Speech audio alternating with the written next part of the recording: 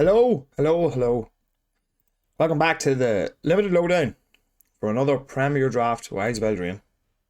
Been enjoying the format recently. Things have changed now. Of course, people have long since caught on, and so you're not getting the same decks you were getting. You're not getting all the pieces. So it's been having a lot of fun trying out different archetypes. Bit the blue-white aggressive deck. Really enjoyed it. Did a blue-green ramp deck that I thought was excellent. Didn't do as well as I'd like. Had a bit of bad luck, really. But it was fun building the ramp archetype. So it'll be interesting to see what we open here today, what we get past. I'm very much in the mood for some magic. Well, that was easy. Just pick the card, man. Virtue of Loyalty, very, very strong. Now, it has some downsides. You do need to have creatures for this to be good. And sometimes you don't, and you draw this, but at least you get the 2/2 out of it. But, I mean, as far as cards go, I played with it once every game that I played it was exceptional. So it's a 2-mana 2/2 token, and then basically a 5-mana enchantment that just keeps growing your creatures and gives them vigilance, essentially. So I found this card to be extremely strong. A lot of good cards here. Glass Casket's strong, Witch's Vanity strong. Just both kind of nice removal spells that hit early creatures. Of course, Witch's Vanity has a little bit extra than that. And then there's a Hopeless Nightmare here as well. So and then we've got an Ash Party Crasher. So those would be the main cards there. It's the Virtue of Loyalty, probably then either Witch's Vanity, then Hopeless Nightmare, then Ash the Party Crasher, and then Glass Casket. So we might be competing in white, but it might make it a good few packs down. So we might get a little bit of white next pack. Now, Hopeful Vigil is extremely strong. There's also Candy Grapple, which is extremely strong as well. So it's hard to know what to do here, because we just passed 2 strong black cards, and we know our opponent's going to go into those. Restless Biovac is also another great option. It'll be the 3rd card out of this pack. So it's either do you want the straight removal with Candy Grapple, do you want to take the Hopeful Vigil, or do you want to take the Biovac? Now, so this is where you sort of kind of overthink yourself, because Candy Grapple is significantly better than Hopeful Vigil. But there's an argument to just take the Hopeful Vigil and stay in white. And I'm really not sure what I want to do here. My instinct is telling me to take the Hopeful Vigil. I think it's that good. But if this was a slightly worse spell, I would take the Hopeful Vigil. But I have to take the Candy Grapple here. Okay, we're now getting paid off with a Restless Fortress.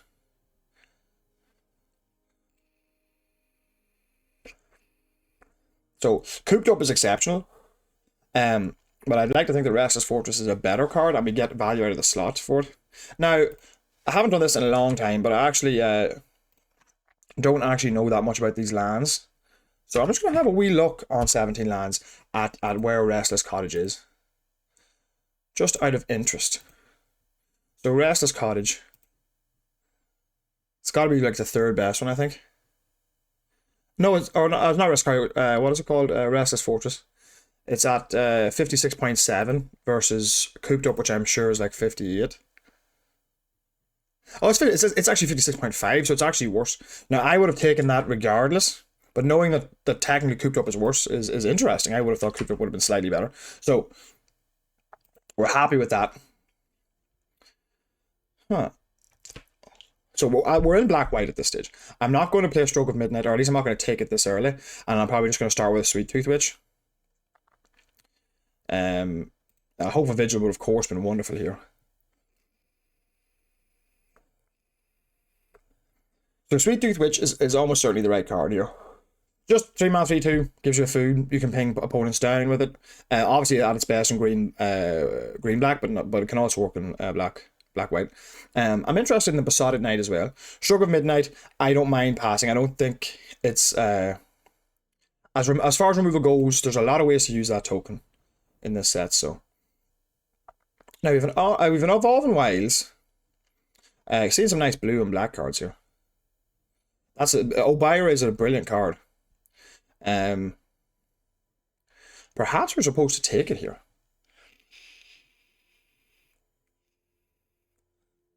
We're not married to to these cards, but I don't think it's good enough that I should be taking over Archon's Glory or Shadow the Oath necessarily.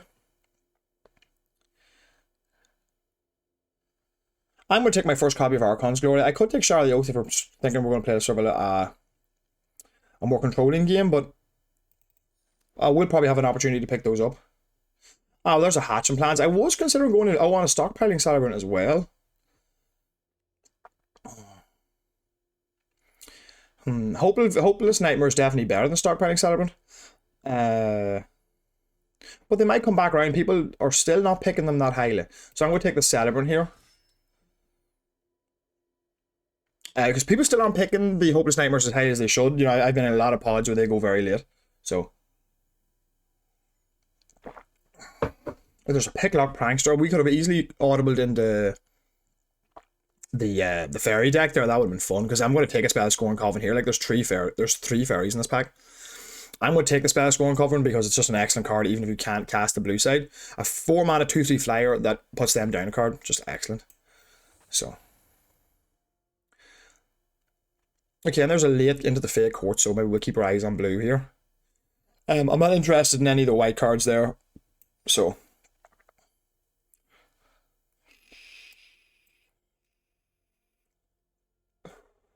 Now we can take Ice out here. It's a very strong card in blue. We can keep our options open. Or we can take the Clothier. It's a pretty decent white card though. I'm actually going to take that because I haven't really played with it. And I'm just going to play that, have that instead. Okay, now I'm not going to take a Savior of the Sleep, and I don't find those to be very good. So I'm actually going to take an Ice out in case we audible. So now I don't feel bad for taking the... and then we have a Sleight of Hand. So we've got 3 good blue cards. A Quick Study or a Borrow Naughty. I will take the interactive 2-drop because it'll go into either one of the blue or it'll go into either one of the black decks that we play. It's just a nice little 2-drop. Nothing super strong. Well, we have 3 good blue cards, and we can easily swap out our black or blue. Now there's a red cap Gutter Dweller, which unfortunately we are just too far past to pick, I think. It is an exceptionally strong card. So it is, though. I think we were going to take it here over pretty much anything else. But how far off red are we?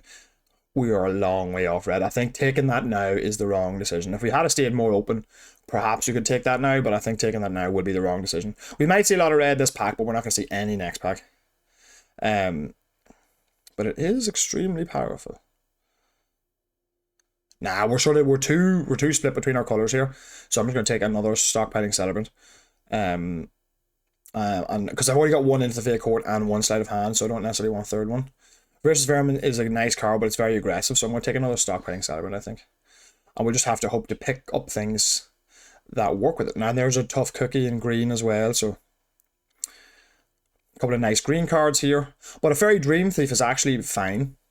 It's a card I'm quite happy with. I will not go for the third Celebrant because I don't have anything to use it with yet, apart from the Sweet Tooth Witch, the Coven, I guess, as well.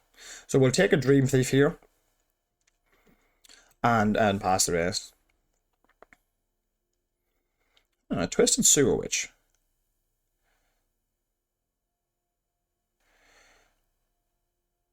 I feel like Twisted Sewer Witch might actually just be good. It's certainly better than Knight of Doves. We could take a Minstrosity as well. But Twisted Sewer Witch could be good, because it's still just like a 3-4, it's still a 5-man 3/4 and a 2/2. So like on its base without any other rats, it's still solid. And we're picking it over a Minstrosity, which is a replacement level enough. Yeah, I'll play one of those.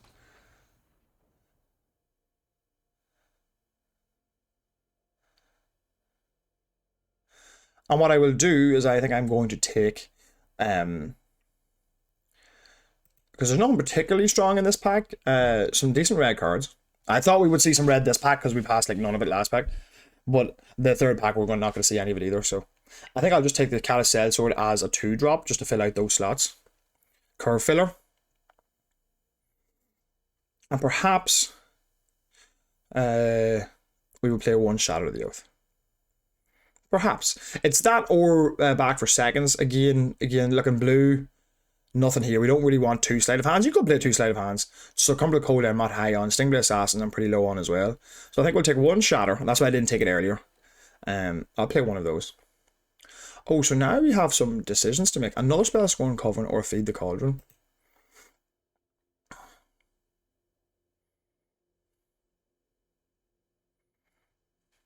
I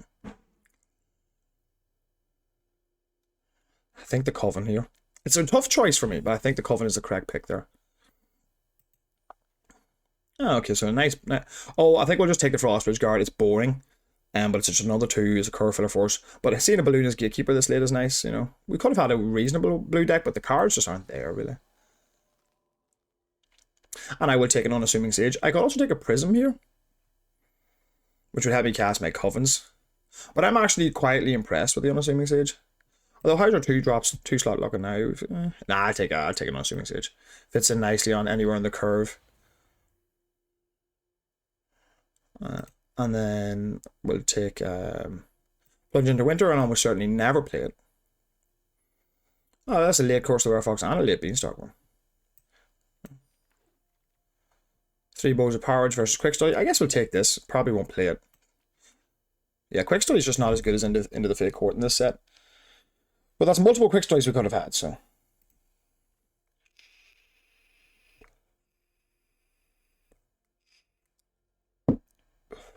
Now, Virtue of Loyalty plays well the more creatures we have.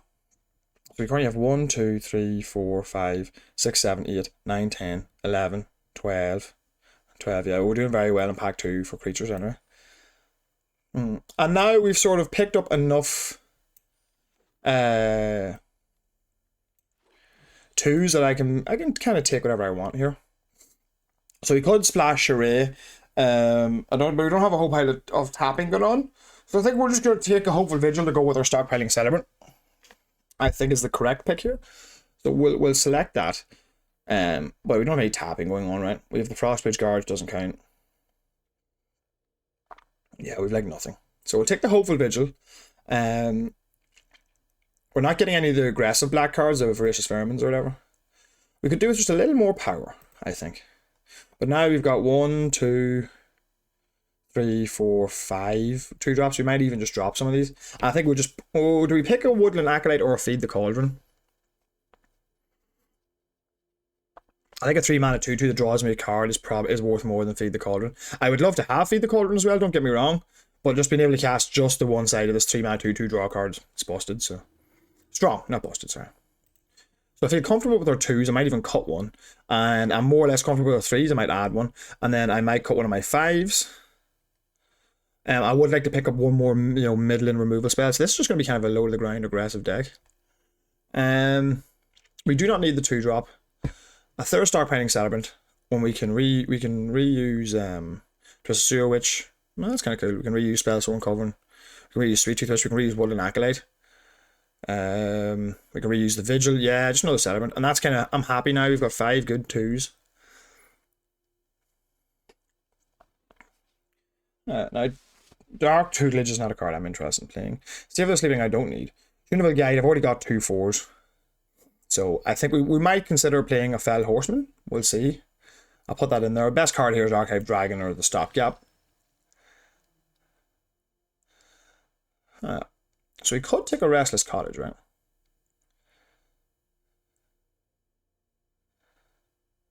So we could take a Restless Cottage, which will give us a green source for the Woodland Acolyte. Do we have another green source that we need? No. It is a green source for the Woodland Acolyte. Or we could just pass it, because what am I putting in here? I would need to have another thing. And now I'm just going to take the Feed the Cauldron here. I kind of wanted one of those. Oh, and another of Hope of Vigil. Okay. That's fine. So now we can take out, or at least... I'm not going to play another Shadow of the Oath, but I might play a Light Blades. I don't have anything in particular to bargain, though. Sweet Tooth Witch gives me a food. Feed the Cauldron gives me a food. That's about it. I can bargain... Yeah, so maybe not Light Blades. Well, I'm going to take this one. I don't think I need the Prism, really. I've already taken the Light Blades, haven't I? Yeah. Eye for Seconds. Maybe it might help us grind stuff out. Oh, there's a Prism. Okay, well now I'm more inclined to play... Now Now I'm much more inclined to play the Restless College. I can't believe we actually got another one as well. It's crazy. So we'll bring that in from the board. Sorry, excuse me. Because now, with the Prism, we have a chance to cast the Spellscorn Coven. We have a chance to cast the other side of the Acolyte. You don't necessarily need that, of course, but Flick a Coin going 13th pick, that's insane. People are still sleeping on those cards. Alright. So we didn't end up with the most powerful black-white deck, but we passed out a white early in the pack, you know. Early in the draft. So that's not surprising. But we ended up with a good version of the deck, I think. Spellscorn Coven's worth an awful lot. So we're going to cut both of these forests. And we're just going to assume, we're going to count Restless Cottage as just a random green source. Okay. Now, what are we looking at here? Pretty evenly split. Cross twos and ones. Yeah, that has to, oh yeah, that shouldn't be here. I was thinking I was one card too many. Yeah. Okay. So we want a pretty even split. So that leaves me with 8 and 8. Yeah, 8 and 8. And then that leaves me with 9 black sources. So I'll add in a 9th swamp. There we go. So that's, yeah. So that's 9 and 9. That's a nice split there. We could alternatively cut 1 plains, right? So we're playing 8 and 8. Add in a forest. Right. That means we have 2 ways to activate the Restless College, which isn't as many as I'd like. I'd like 3, of course, but 2 is not bad. And then, but we don't have anything worth splashing in green, do we? It'd be nice if we had 1 card worth splashing in green. We could splash a Curse of the Werefox. Hardly worth it though. No, really not.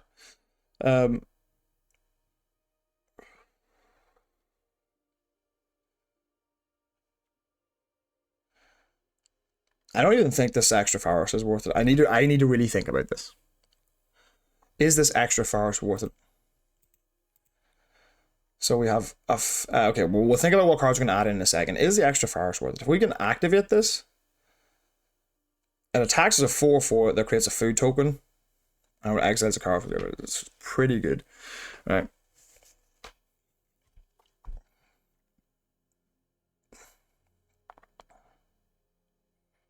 It's pretty good. Yeah, I think we will. I think we will play the extra forest. It's ropey. And then what to play between Charmed Clothier, Fell Horseman,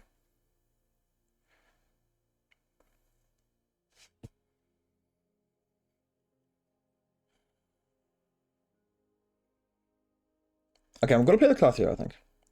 Because Virtue of Loyalty can be cast as a 2-drop, so that helps an awful lot. And then we have 3/5s, that's fine, it seems. So it's between Kellen's Lightblades, Fell Horseman, or Back for Seconds. Now, again, these are all medium cards, so I'm just going to have a little look on 17 Lands to see, because these are all cards that I like more or less don't want to play with, and I'm not convinced there's a particular role that this deck needs filled. You know, so it's more like just having a wee quick look and see where these cards fall.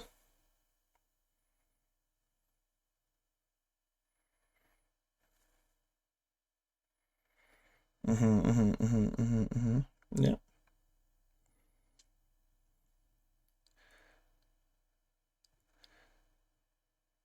Okay.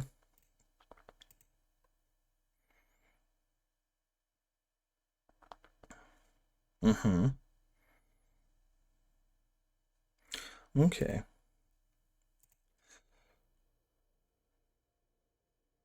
So I think we're going to play Fell Horseman, I think. That was my inclination because it does let us return cards from our graveyard, so I think we're going to play Fell Horseman, maybe.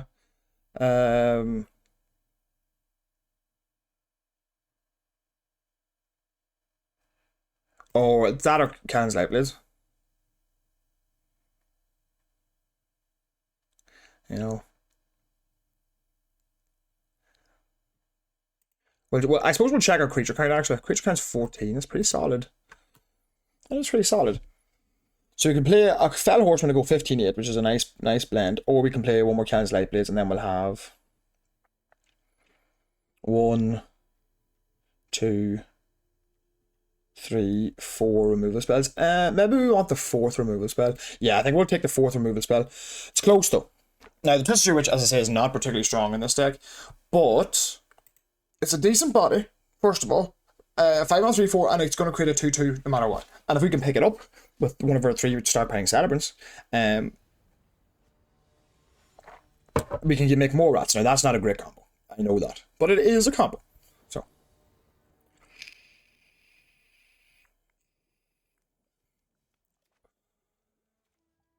Now I could play the Fairy Dream Thief on 1. And maybe I will actually, because I can surveil. It's easy making a food token. Utopia Sprawl. Oh, that's a problem.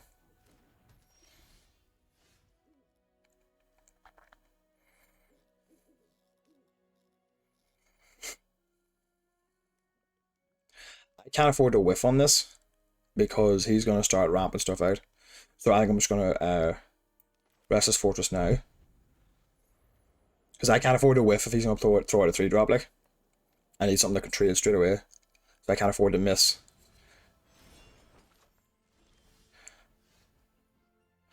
I don't want him to know that Virtue of Loyalty is coming. So I am going to play my Frostbridge Guard.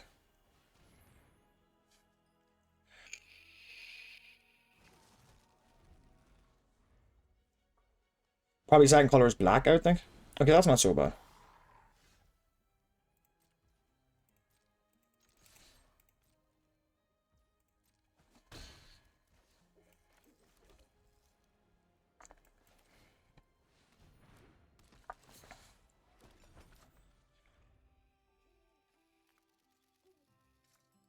Okay, so he missed a land drop, so we've caught up. He's obviously going to sack the food there, so no blocks. Some removal would be nice now.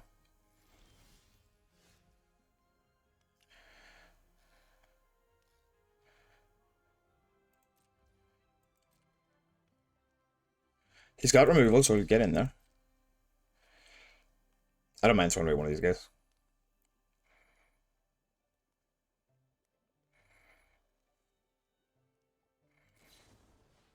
Yeah, I figured. How much does this cost? No.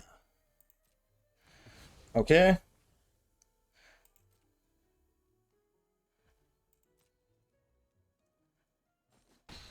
There we are. Now we'll play the Dream Thief now. Hopefully draw an untapped land. Oh, yeah, Spellstone Coven next turn will be lovely, actually. Okay, so we'll leave that there. We'll play this.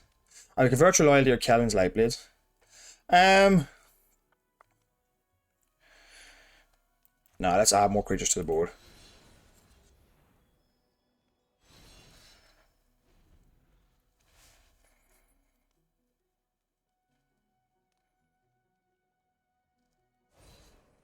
Redtooth Genealogist. Patch over that, yeah. No blocks. Now, if I was to Kellen's Lightblades here,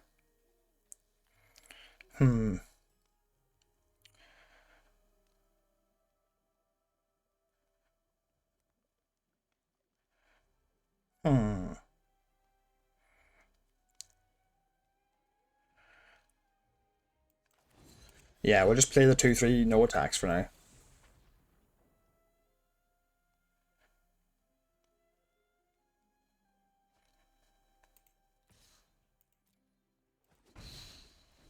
And we'll save this for next turn. Ward 1, okay.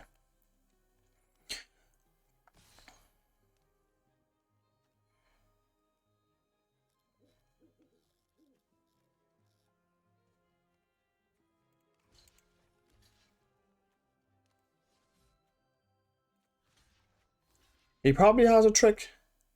Titanic Growth. It's very likely he has a trick. But I need to get out of his hand, maybe. So yeah, there's one block here. Because he can kill me from where he is, like, so I need to be careful.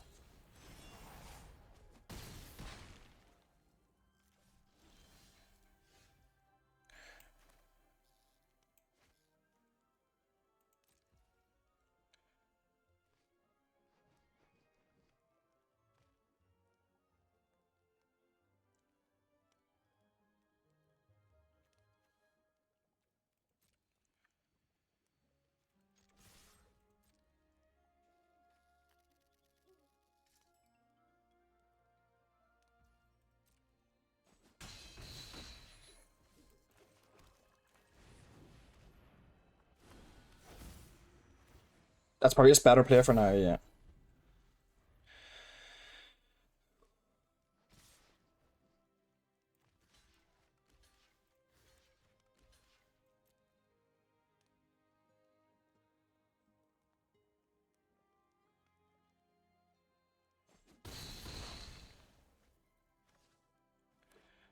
Okay, we're in really good shape now.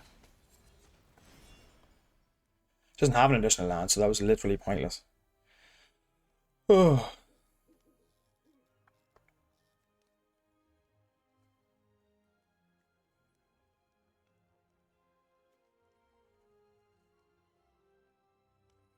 So attack for 1.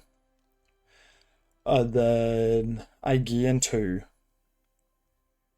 All my creatures are unblocked. Okay, let me think here. So I attack for 1 now, right? So I attack for 1. I do 6 damage. Deal him 2, bringing him down to 8. And then all my creatures are untapped, so I have 2 blockers. Or I can just, attack, pass, and then have Cannon's Lightblades up. Would I rather do that? This uses my mana better. But then I have to block, and he was just going to kill one of my creatures. And then I win on the backswing anyway. Because he has 4, he has 5 mana available. He's 5 mana available, right? So you need to have a... 1, 2, 3, 4, 5. Yeah, okay, no, I'm not going to attack. I'm going to leave Ken's Lightblades up. There's an argument that might be the wrong thing to do.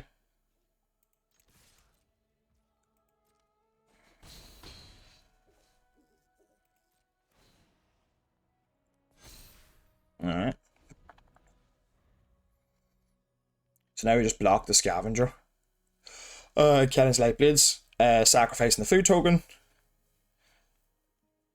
It's going to be pretty hard for him to kill me from here. Now he could have any card technically because of Utopia Swallow. It's named, yeah. Or Skilled Butchers.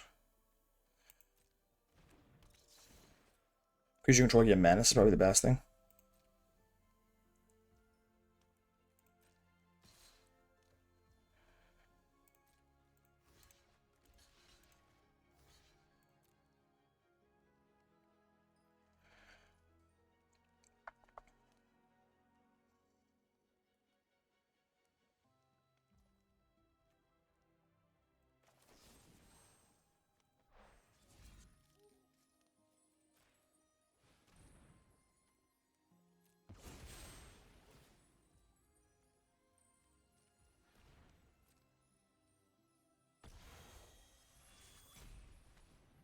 Yeah, and that should kill him out right now. Yeah. There we are. And now we just activate the Restless Fortress, right? And that is game. Ah, that was a good game. Fun game. Very glad I put the Ken's Lightblades in. Sorry, came on clutch there. I'm glad I spent my mana the way I did. Luckily, he sort of stumbled big time.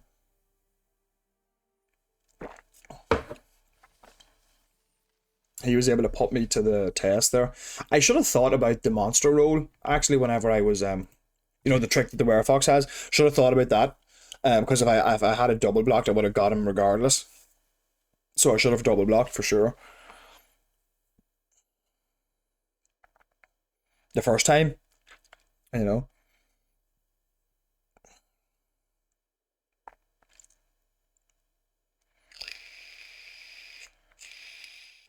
But just an excellent display of why Virtue of Loyalty is so good. It single-handedly won me that game. That was... The deck's probably not that strong, given that my opponent really stumbled. I got the Utopia Sprawl, which sort of kept him in the game, but he didn't draw lands that often, and I struggled to win that game, and I only won it really because of Virtue of Loyalty, so... Yeah, I am happy with this. Hopeful Vigil, got a crack Candy Grapple, Virtue of Loyalty again in the hand. Plenty of things to do. Restless Fortress in the opening hand again as well.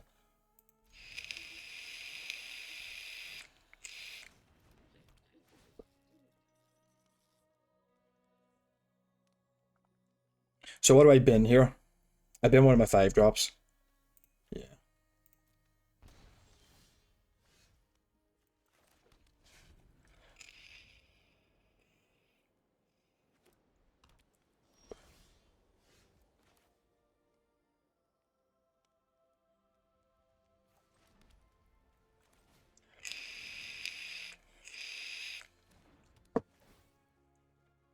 Now, I do need the land. So I do.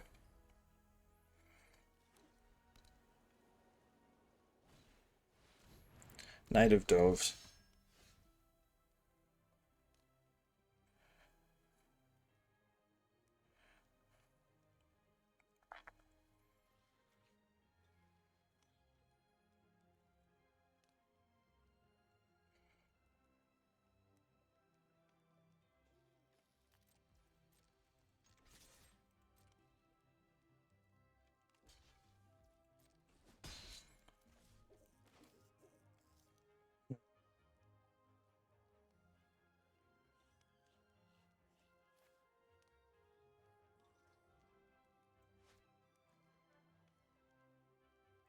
I want to actually take a curve hit here and try and hit a land. Okay. That's unfortunate. If I had just played it out, I could have just gone Fairy Dream Thief on a 2-drop next turn, but I wanted to make certain there's a probability that was the wrong decision. I should have just powered on, but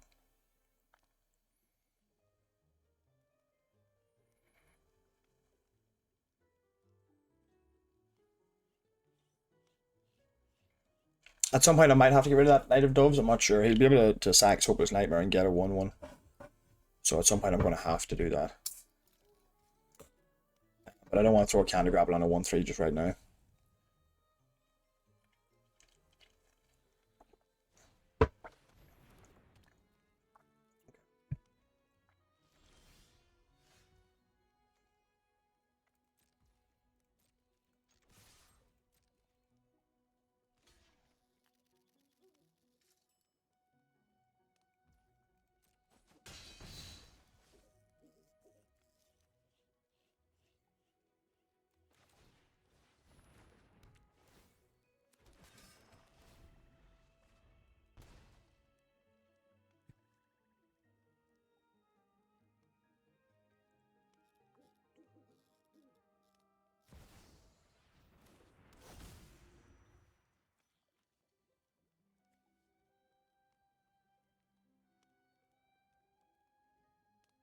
You gotta have enchantments, but no ways to get them to the graveyard.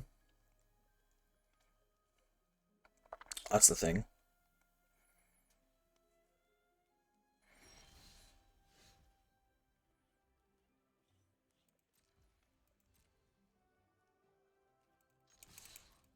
Go to cancel out Blades, doesn't matter.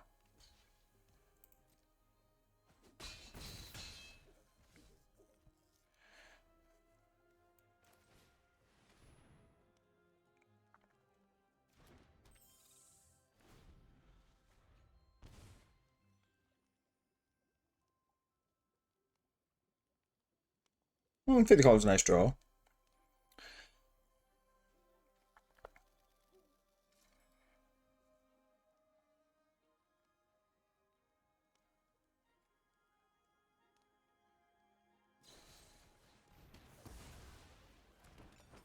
Okay, well, this is just not going very well for my opponent.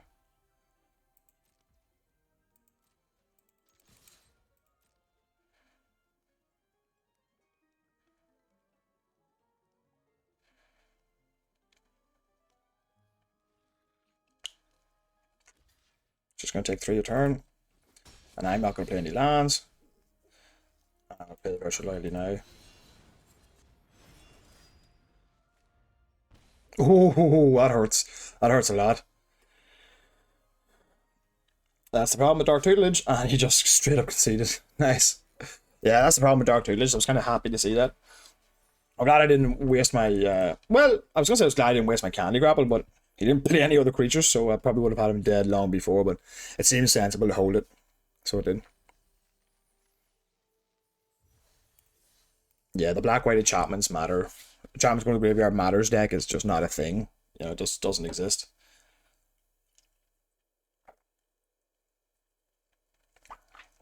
You've got to be using Hopeful Vigils and bargain cards. You know, with the guy who's just leaving them there, what was he going to sack his Hopeless Nightmare? He needed ways to sack. He needed ways to sack. Is he going to pay a 3 and sack it? He can't afford to. The game's too fast. Okay, I'm happy with this.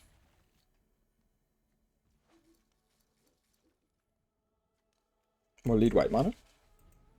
Fairy Dream Thief would be nice. Go 2 into 3 into 2 and 3. Or 2 and 1, sorry. 1/1 flyer. Yeah, sure thing. Oh, that's exactly what I was hoping to see.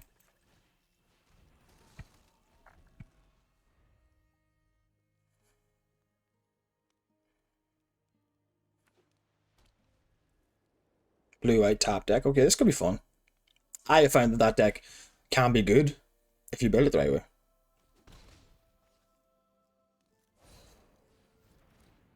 Living Lectern, sure thing.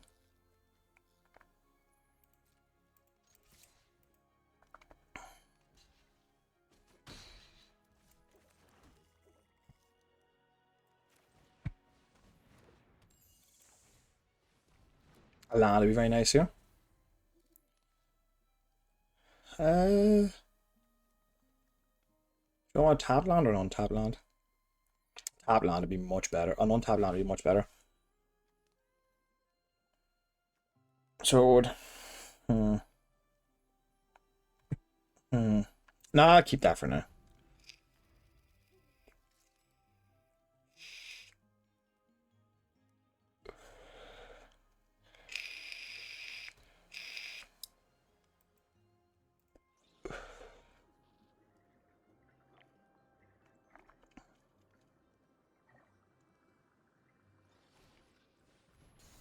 Yeah, I'm fine with that.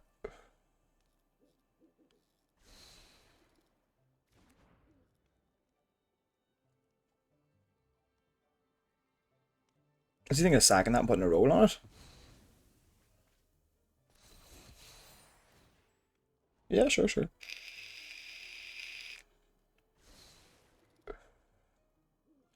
No blocks.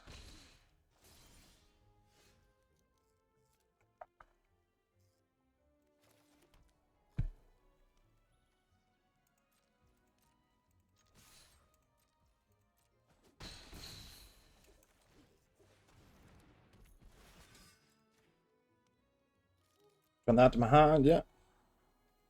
Oh, okay. 4. So I have it there now.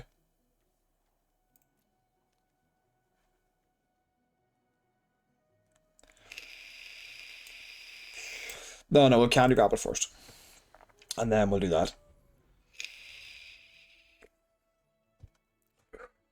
So I have the Hope of Vigil to play, and I can candy grab it, kill anything. See what he plays, you know?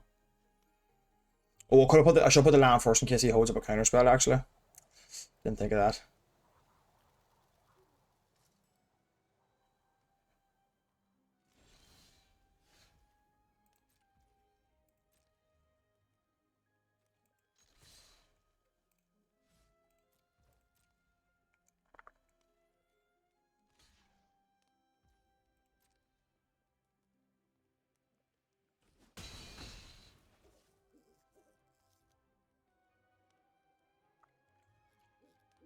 Alright, so my reading this is counterspell. So let's go Hopeful Vigil. Hopefully hoping he'll counter that.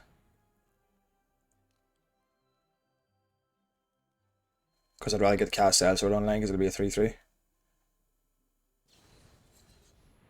Yeah, sure. Worked out really well. There's cast Elsword.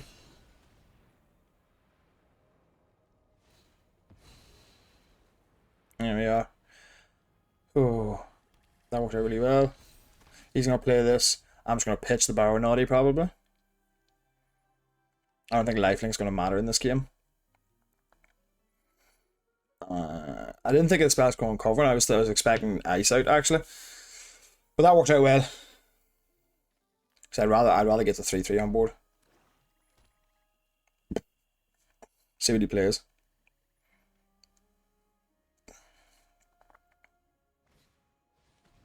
Barrow Naughty.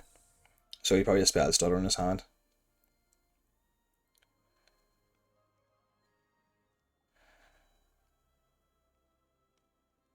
And he's gonna return something. Okay. Back for more? Is that what it's called? The 3-drop card that I passed like 3 of in the draft portion. Didn't even look at them, actually.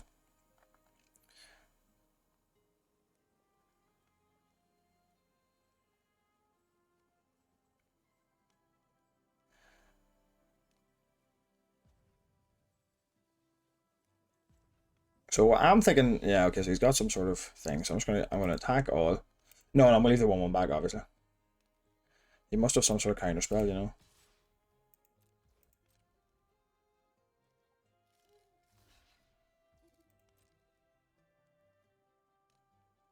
I'm not blinking.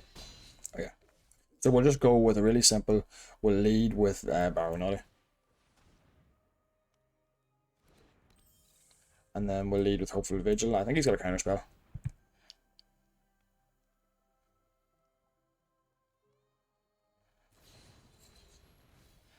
Okay, that's not that strong. Just a flash card. Okay.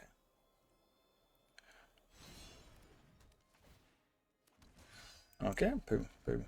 But now next time we can just activate Restless Cottage and he's in a lot of trouble then. Or it might just Candy Grapple as well. Oh, you played the Coven, okay, cool. There goes my Candy Grapple.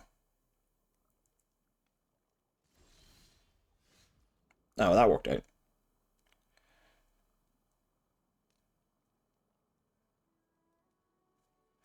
So what we'll do is we'll actually tap down. Oh no, I don't have the white source of the white mana to do that. Okay.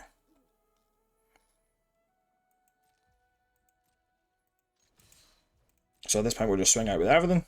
Ken's Lightblade's the 2/3.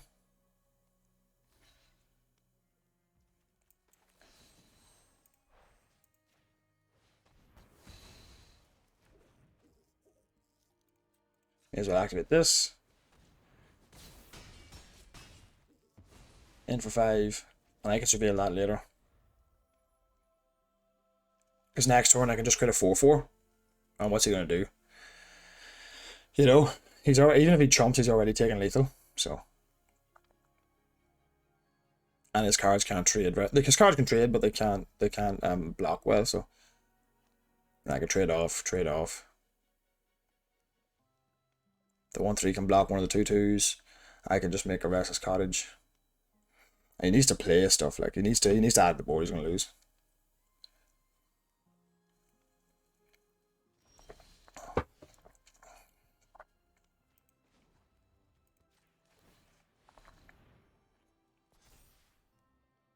Send the team, hey. He's gonna have some amount of tricks, but I find it difficult to believe he's gonna be able to get away out of this. Exit card from a graveyard. Opponent's graveyard. This basketball cover.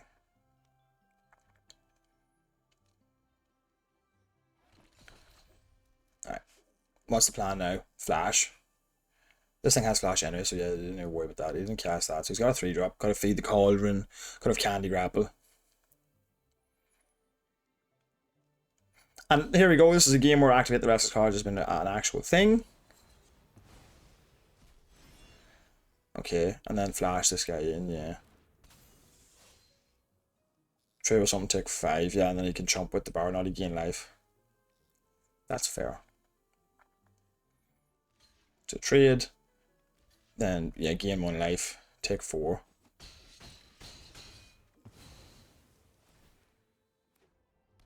Okay, Cottage is back. I didn't know if it would come back or not.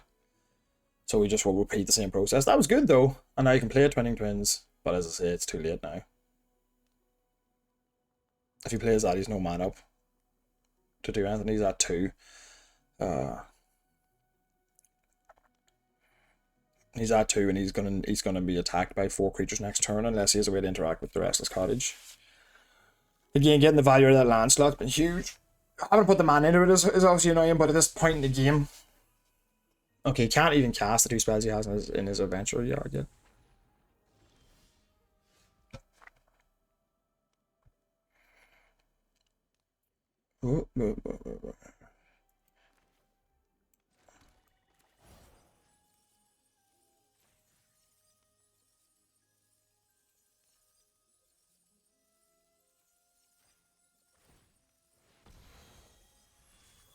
This seems like a better way to do this, right? Yeah.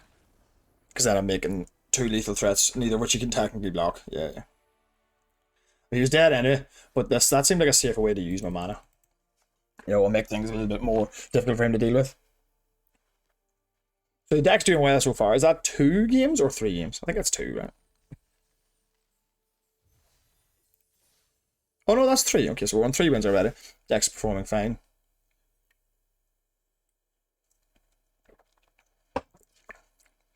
This deck is just, a nice curve out. That's why we prioritized, or not that we prioritized necessarily, but why we were conscious of picking up 2-drops of any description, Frostbridge guards, I mean, he got in for damage, Hope of Vigils are excellent, of course. So this is what you do it for, curving out in this format is the way to go if possible. Opponent goes first. Well, I gotta hope. Oh no, I'm on the draw. Yeah, yes, good.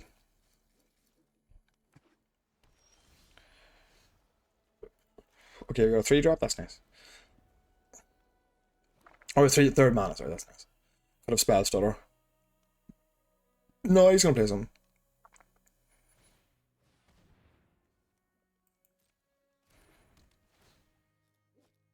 That's painful.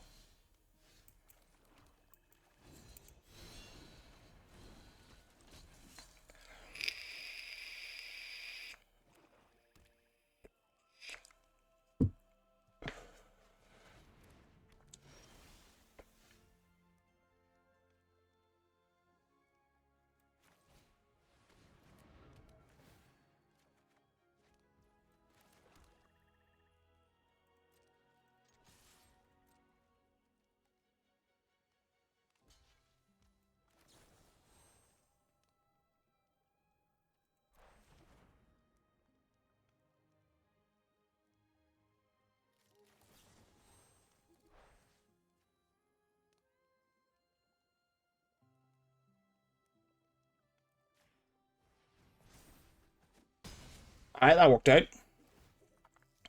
He gets a scry off it, but I think that's probably the best we're gonna do.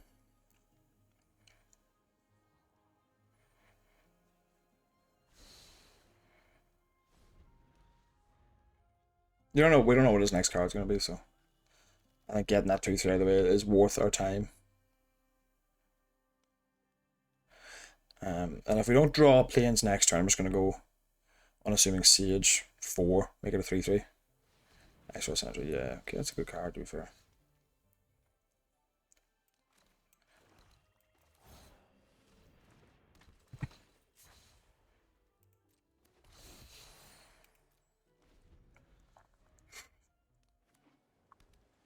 And I like the Ice Rod Sentry, it's a good card.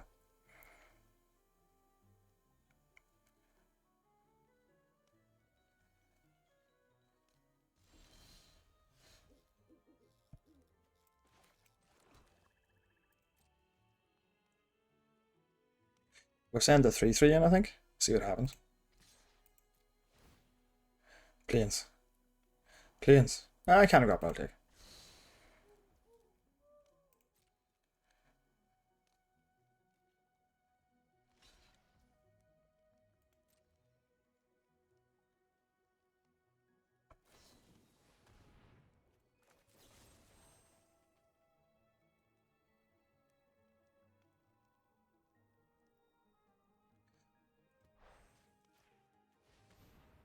He has a response, I'm in a lot of trouble. But if he doesn't, we're in a really good spot. So I think we got to go for it there.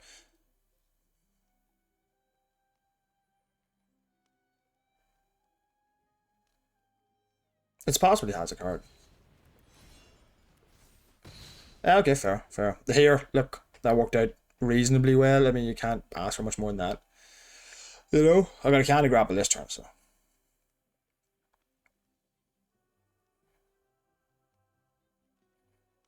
He's down on cards.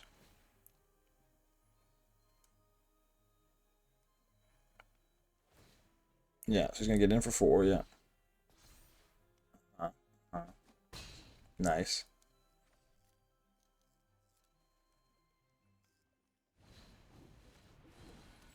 Now, I will discard the forest.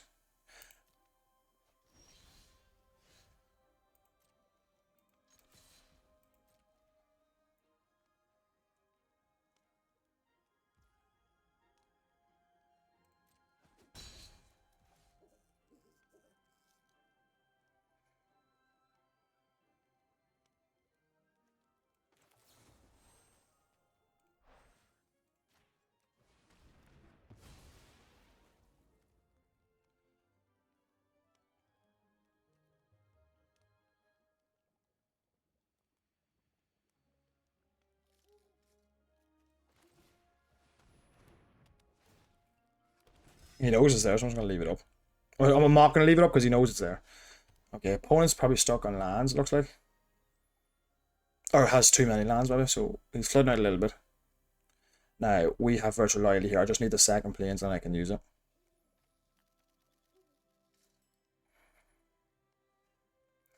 Because if he can't play something to the board, we're just going to race him anyway. And if we can just get this Virtual of Loyalty online.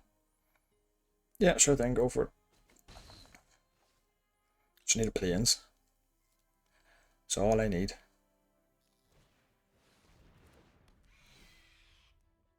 Oh. Well, that's tough.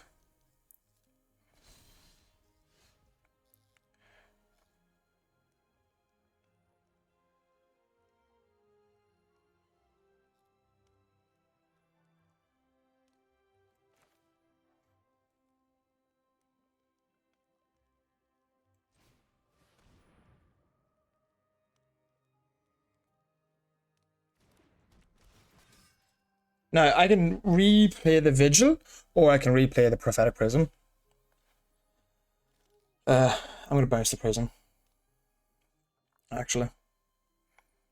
I want to draw closer to the card, you see? I need to get myself a planes going here. Try to get that out of here.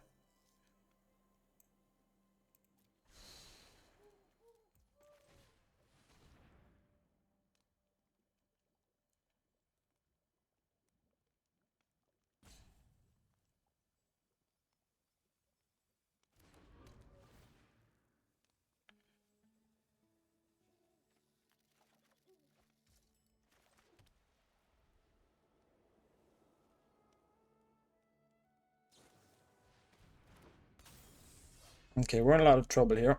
We're taking 7 in the air. Well, that actually works out. I'd prefer he did that.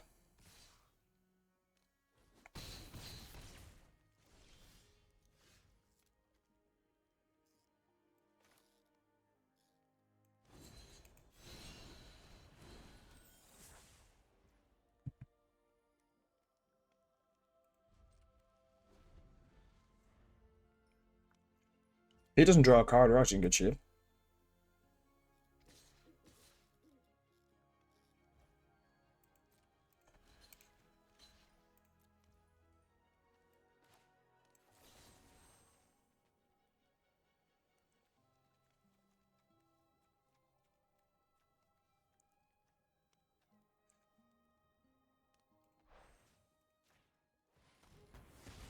Oh, he didn't have any way through.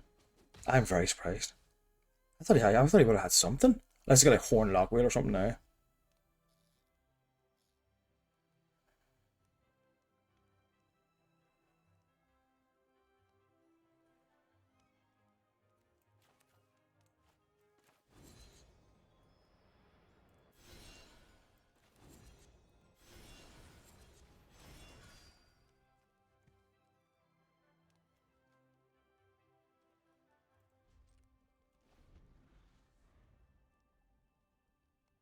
Okay, we're in decent shape, and Virtual Loyalty is really going to help us now. So this is a tight game.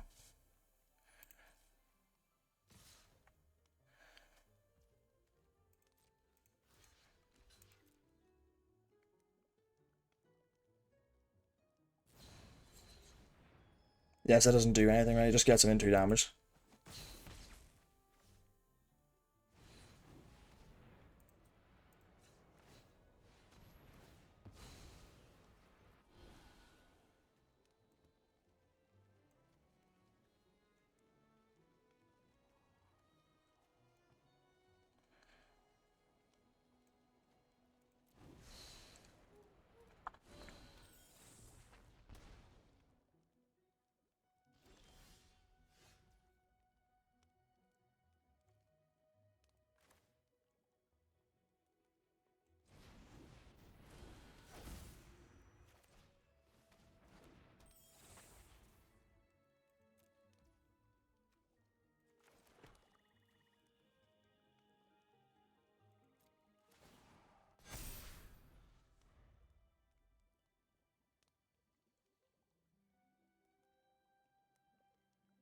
If he draws a removal spell, we're boned. Like, if he doesn't, we're in good shape.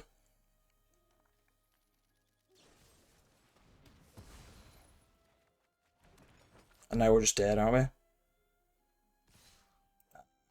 we? Good game.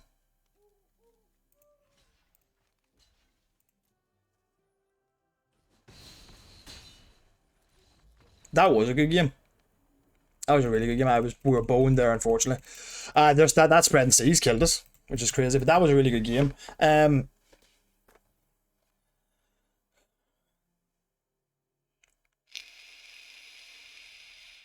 was a really good game.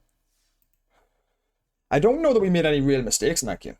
I could have bought him both of those and hoped to hit Shatter the Oath, maybe. But he needed to draw the removal spell, so like he was top decking for that, so he needed to draw that.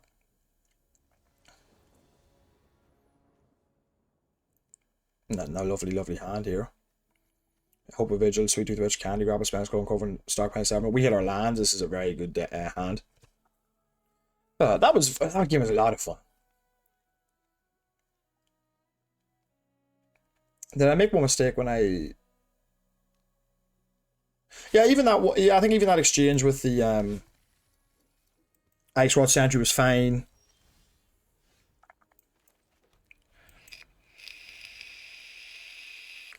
Because neither of us went open cards in that exchange.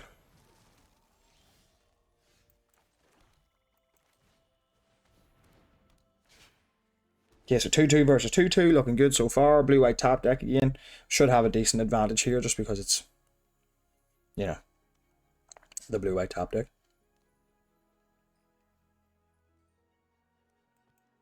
I'll take this trade, then I can stockpile Settlement, get the Hopeful Vigil back. Then next turn, I can play a Prism into Hopeful Vigil, or I can play... Yeah, okay. So if he got Archon's Glory, I don't mind. I'll take this trade. If he wants to spend 1 mana... Yeah, no, I'll take that trade all day. 3 colors, very nice. Nice Rod Sentry, okay.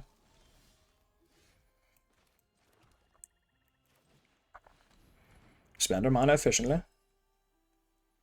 Take action. Shower the Oath and Restless Cottage. Yeah, sure, I'll do that. Yep, that seems good to me. Get our lands online.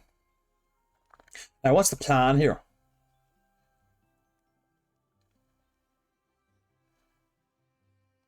Because he can tap this in an instant speed, not using the Ice Rod Sentry's ability. He'll just straight up kill it. So, but see, next turn I can just go Hopeful Vigil, Candy Grab to kill this Sentry. And I've played with the blue-white top deck, and that Sentry, if unchecked, is an absolute house. Okay, that's fine.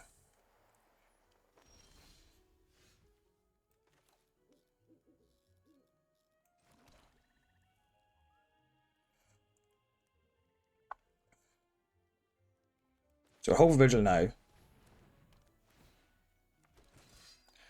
And then we'll Candy Grapple while we have the chance.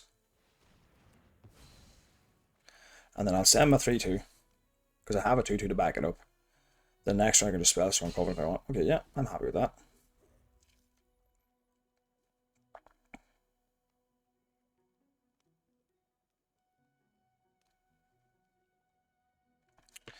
Give my 3 damage in. Advantage is theirs now. Army Mice, interesting. Yeah,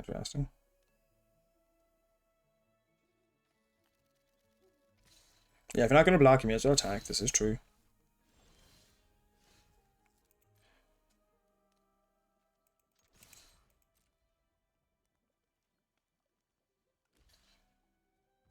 Yeah. Sure. Restless Cottage. I think I'm just going to play the Coven out. Oh, I could have Spellstormer. Oh, he didn't have it, thankfully. He actually could have had Spellstormer there. Because Mark Strike means it costs 1 last to cast, right? Yeah, that's fine. Okay. I'm kind of annoyed that he made Solitary Sanctuary because it's not very good.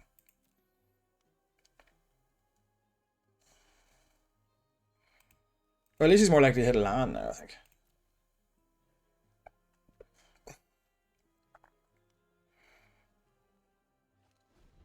It's nice. We've Shadow the Oath online as well.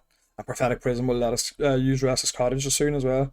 So we're in really strong position here. We'll be able to spend our mana every turn. We've got answers if we play something big. And I think now. Okay.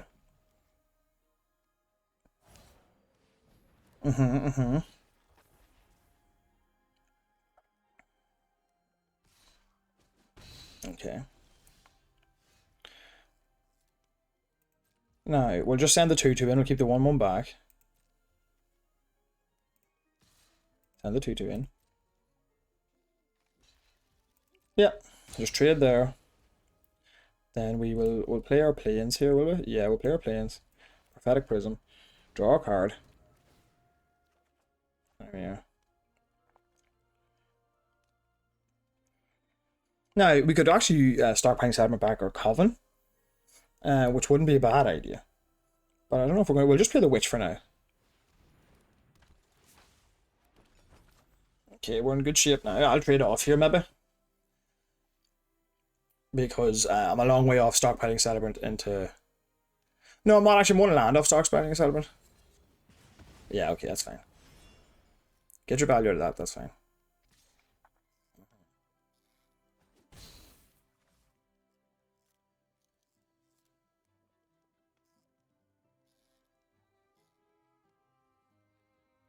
Probably need to keep my Shadow of the Oath for something or other. Not sure what yet.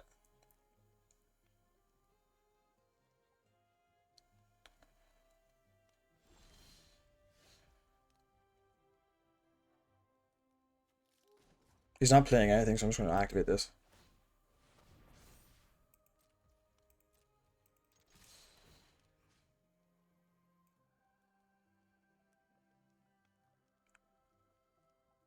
I should get rid of the Sentra. It's the card I'm most scared of.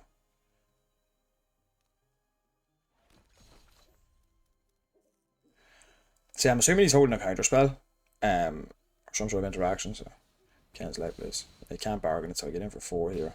Thanks. Just I want to see what he's had interaction wise. Now he's still only in 3 mana and I have Shadow of the Oath here, so.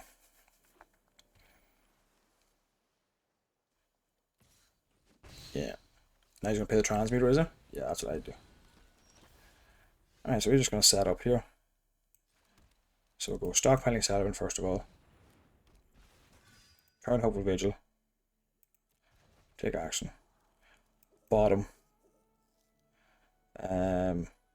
Also bottom not good enough. Hopeful Vigil. And then we will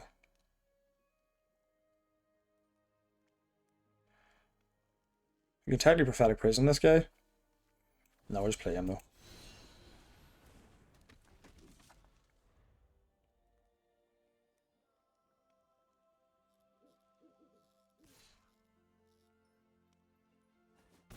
Yep, take 2.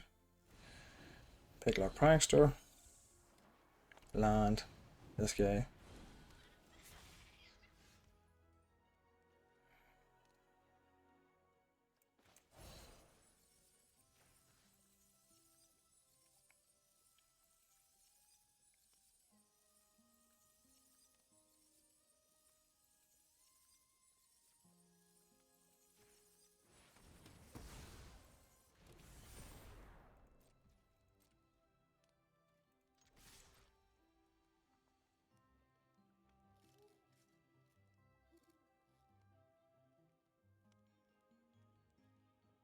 I have the food, so my advantage is to me at the moment.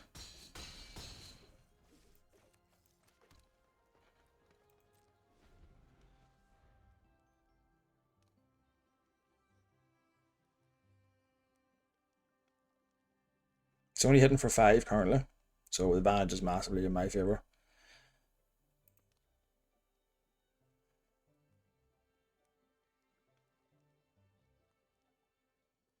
So I can go up to 13, yeah.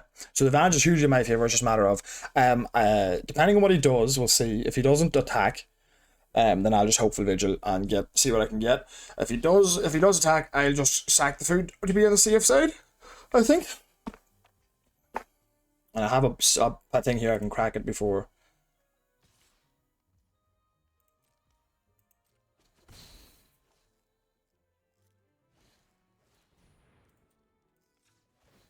Sack this. See what we draw.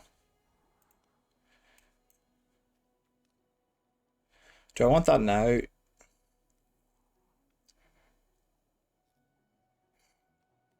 I need 8 mana to activate that, right? So what was I need 4 to activate this. 1, 2, 3, 4, and then 1, 2, 3. So technically, if I draw this and then this, I can activate. I can play this next turn, and then activate. Yeah, okay. I think I might do that actually. Strange as that is.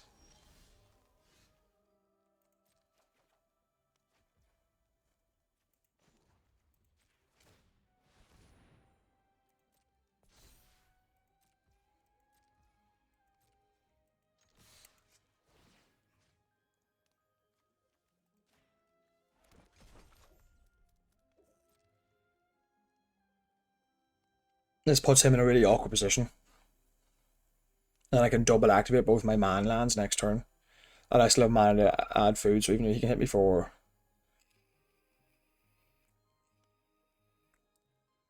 Or he can hit me for 2, 4... He can hit me for 7. But I also have 1 blocker, so... Okay, he's going to jump there. Double block, yeah, that's fine.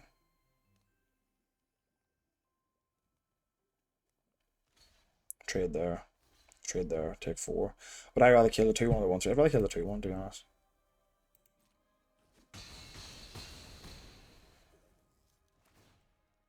Oh, I forgot about the wicked roll, so did he. Huh. Game. I forgot about it as well. So did he.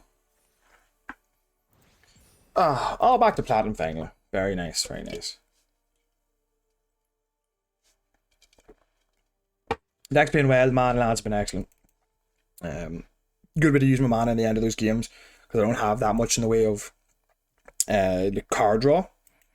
So I've been able to sink my mana into something like that or whatever. If I want to run out of cards is very nice. And having 2 of them means that I'm seeing one of them pretty much every game. So it's good. Yeah, cause I don't have much in the way of card draw, like, but I do have a lot of things to spend my mana on. So again, the Owl, Hopeful Vigil, Stockpiling Settlement combos, just such good value. For 4 and 1, this deck feels like a 4 or 5 win deck, you know, but it's playing very well, so yeah, I'm happy enough with this. Points on a mull, that helps. This is not a crazy good hand by any stretch. Right, we'll go Swamp first this time, so that if somebody spread and sees it, I don't need to worry about that so much. An even better draw there.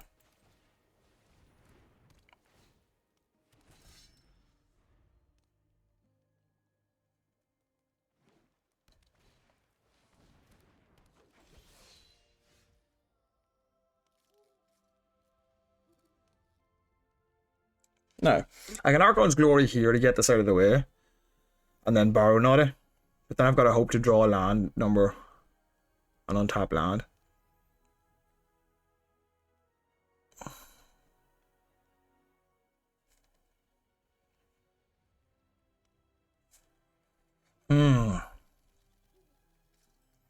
Yeah, that's what I'm going to do.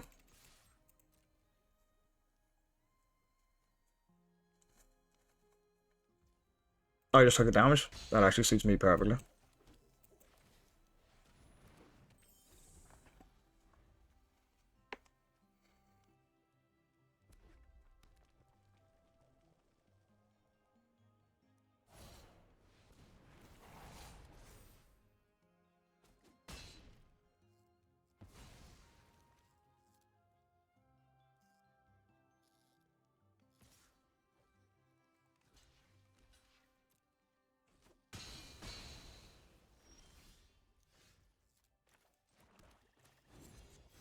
That works out pretty well for me. He spent 2 cards, I spent 2 cards. And we got the same amount of damage in.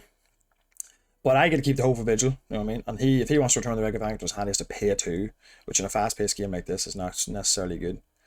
You know, I've taken this aggressive deck off its aggressive start, so. Scavenge Great Food token, and he can't even afford to play it then. We should have just played the 3-2 mint, if I'm being honest.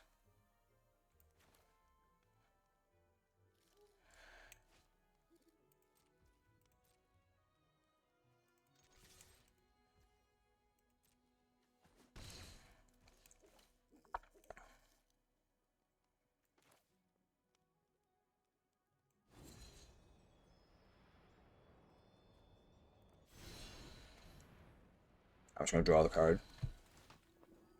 Give me the card. Play the Plains. The Prophetic Prism. Now I'm in a wonderful shape because I get another card in my hand, and I can activate the Restless Cottage next turn. I can train these 2 1/1 rats. Not that scared of that.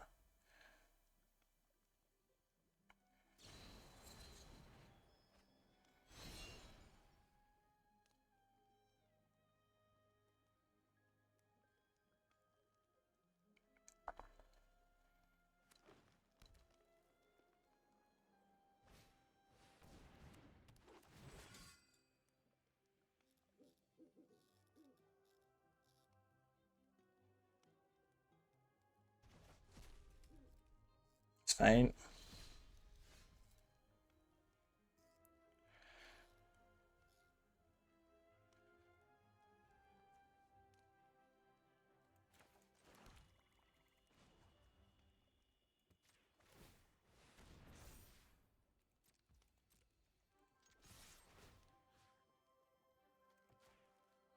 Not getting that back. If he makes a dumb block, I'll just Archon's Glory.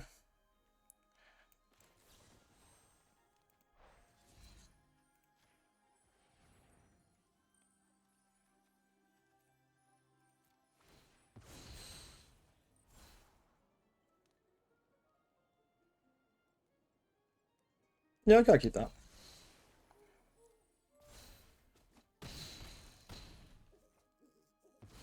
The extra bit of life will help. So it will. Extra bit of life will help. So now you can question Druid. That's cool. Play a forest. Then pay a 1 to create a food token, then pay a 3 to cast your Hollow Scavenger. Yeah.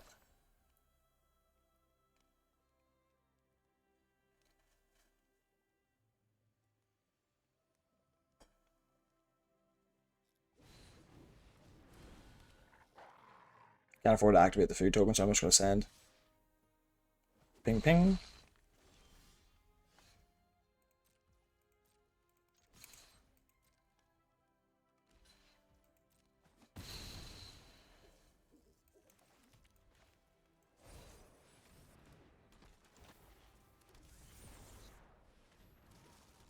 That's it. Keep the pressure on big time. Now I can activate Restless Cottage next turn.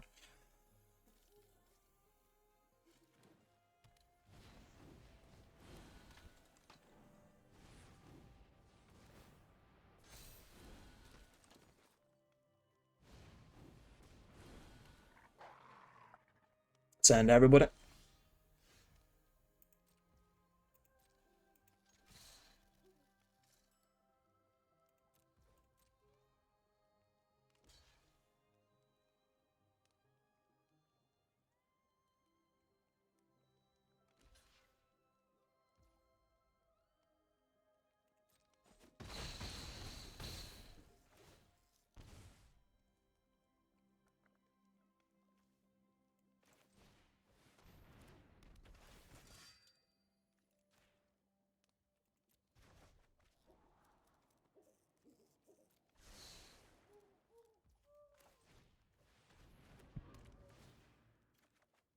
Well, that's just painful. Well, that is just painful. And my opponent's deck was cool.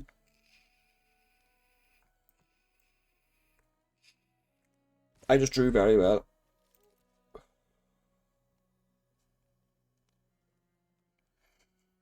If there's any theoretical way this man can take me from 20 to anyone near dead with 2 cards in hand and 2 1/1s, I'd be freaking shocked.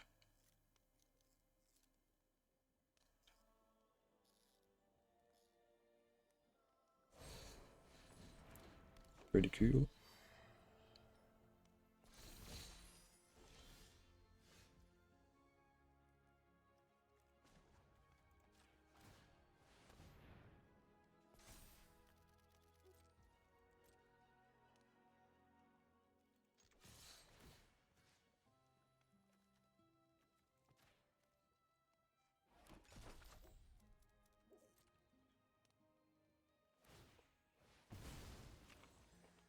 Goes to 8.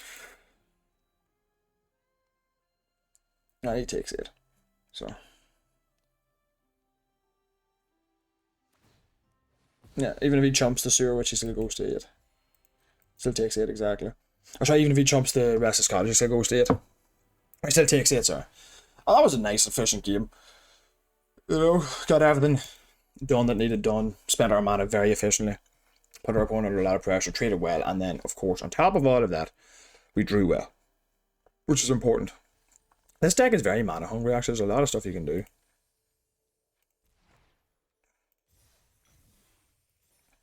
We're 5-1.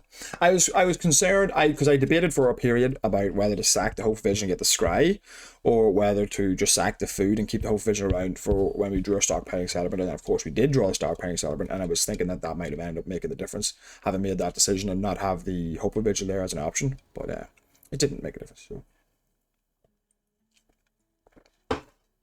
this is not a very good hand, I don't think, but it's good enough with the man land, a Prism, and a Celebrant, you know.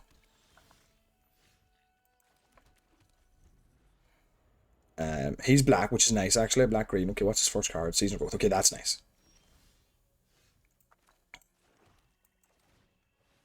So just Prism, draw a card. There you go. Celebrate, bring the Prism back to our hand probably. Local Visitor, yeah, that's fine. That's fine. The Season Growth decks are cool if you can get them to work, but you need a lot of stuff.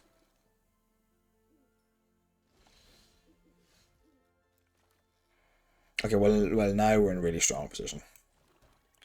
So you can Celebrant. Bring the Prism back to our hand. Scry 2, bottom any lands we see whatsoever. Yeah, I'm going to bottom a Baronati as well. No! Should we bottom a Baronati? Any creatures are good when we have Virtue of Persistence. That means next turn we can go Baronati, Virtue of Loyalty, and then the following turn we can go, no, we want to actually do that. We want to draw that. So we need to make sure we just play play-ins next turn.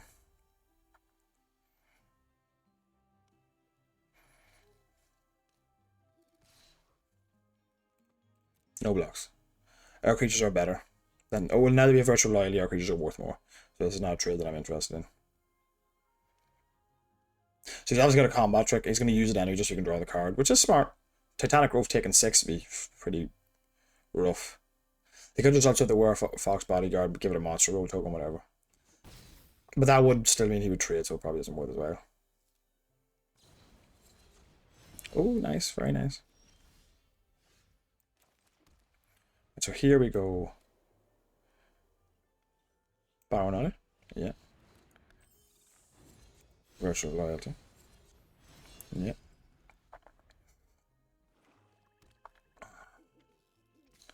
I have a Shadow of the Oath, no blocks. I have a Shadow of the Oath for the Gingerbread Hunter when it comes down as well, which is nice. He really wants me to block, what I'm not going to. Now hopefully he misses on a 4-drop. Oh, okay, 4-3 trample, that's... I have ways to deal with that. 5 mana. We have Virtual Loyalty. Attack 1. Again for 1. And untap. Make it a 3-3.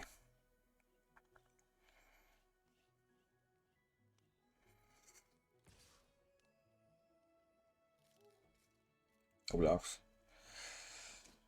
Take 4 for now.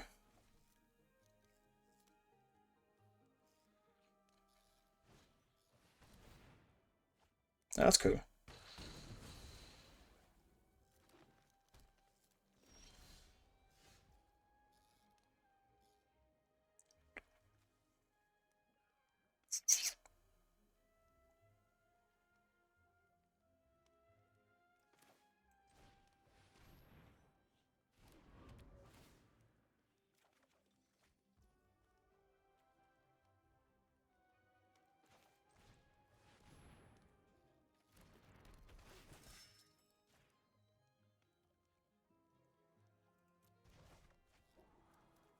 Bottom both of those. Okay, that's excellent.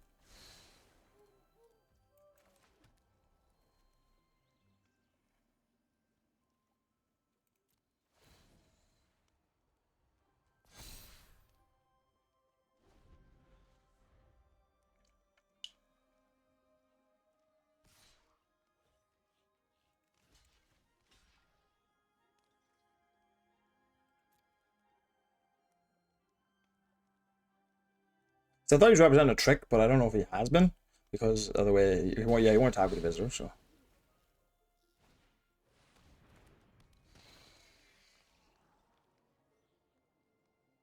Okay, this is good though.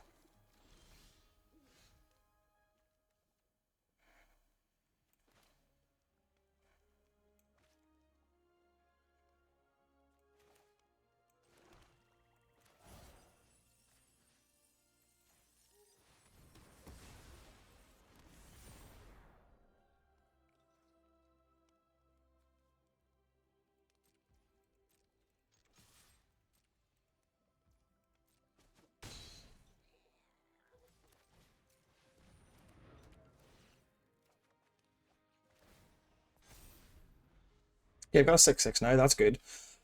One removal spell blows me out though. Oh, get out of here. Get out of here. Nice.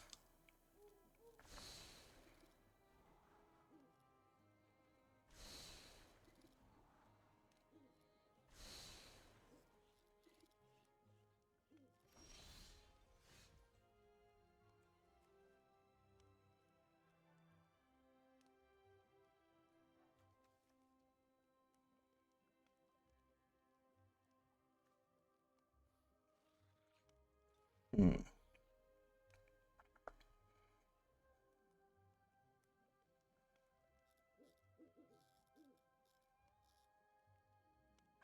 Now, Sweet Tooth Witch lets me ping him for 2. Okay, yeah, so the first thing we're going to do here is we're going to... You see, Start Playing Settlement for 3. Prophetic Prism. And Sweet Tooth Witch for 3. Oh, I think we're 1 mana short, are we? So we can go Start Playing Settlement for 3. Then Prophetic Prism, we have to replay it. Then we have 3 to play the Sweet Tooth Witch. Okay, no. So Start Playing Settlement. 1, 2, 3. 1, 2, 3. 1, 2. Yeah. So we'll go Sweet Tooth Witch. Clear that, right? If you're talking Start Playing Settlement. Yeah.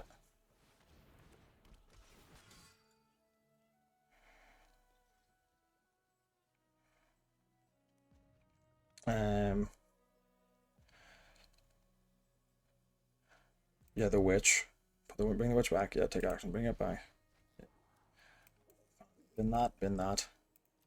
Done. Archon's Glory. Bargain. Target this guy. Sack Prophetic Prism. 1. So he's taking 8.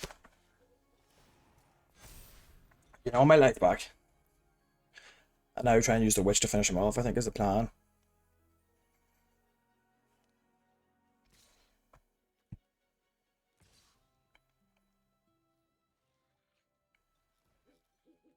No blocks. Take 6. The Gingerbread Hunter. He creates a food token, but he can't afford to use it. So now next turn, if I just create a Sweet Tooth Witch, pay a 2. Just how much do they lose? Lose 2 life, yeah.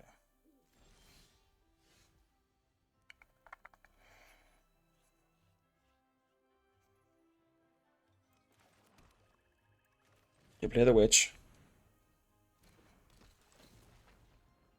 Create a food token. Now 2 and 2. Class. Now he's only got 3 blockers. So what if I just make the rest of his cards a 4/4?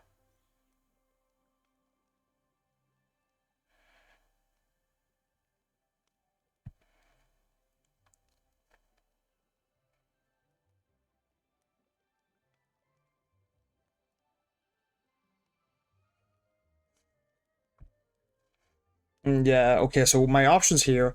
Oh, or I could use the Restless Fortress, actually. If I activate that.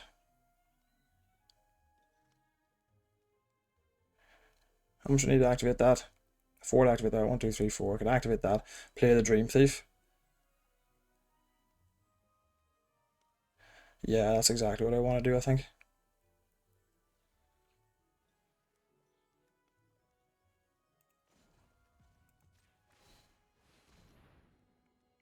Yeah, play that. Now, if I attack all,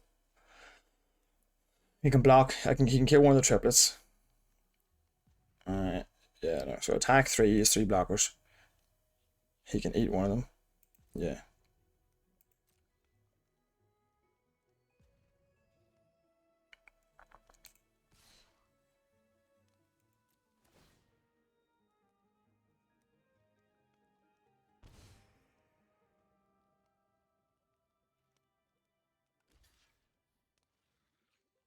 I'm literally just throwing him away again to do 2 points of damage to him.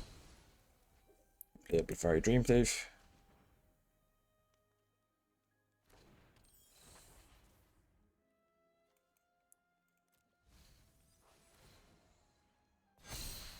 Okay, his next turn he's in a lot of trouble. Now, can he 15 me? He can hit me for 11. Yeah, he can 15 me if he wants.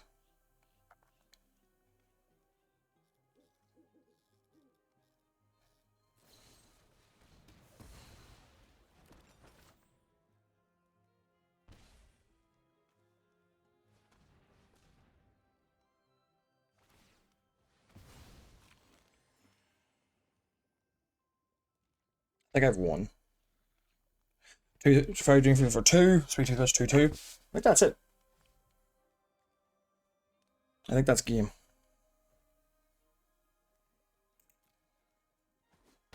I believe that's it.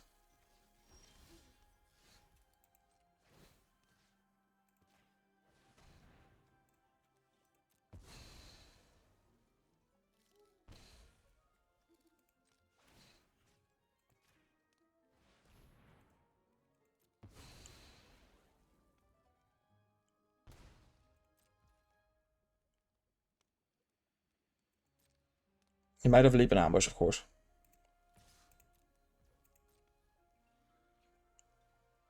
But if he doesn't, he's just dead.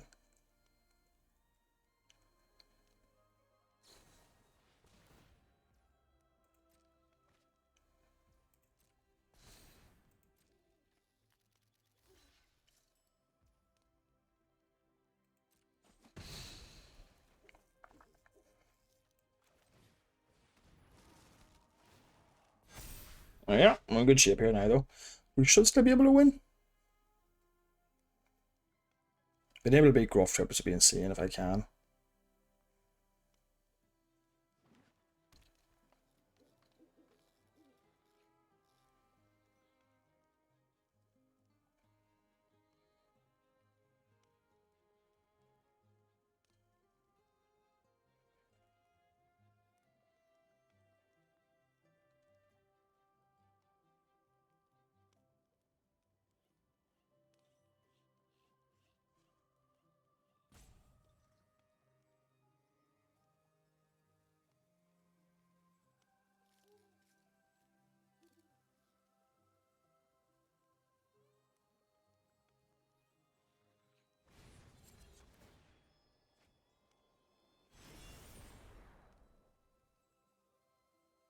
Mm-hmm.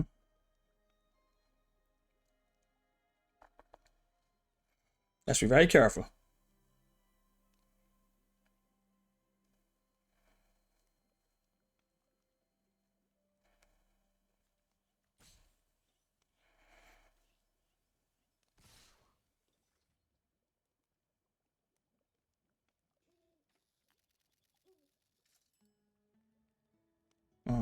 Now I can take 5 from him. We block here. Let me see.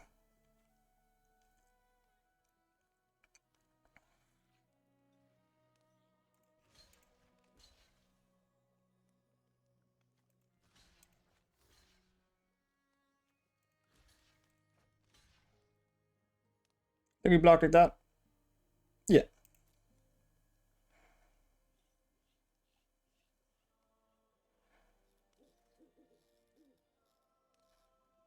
Because he's tapped out. That's what I'm more concerned about. Because I mean, if I don't win next turn, I'm not winning, right? That's the thing.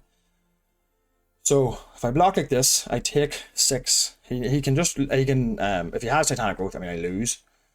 But I mean Gruff Trips are yeah. So it all depends what he plays now. So I have 1 creature. I'm still alive. They're both 6/6s, but they're tapped is the thing.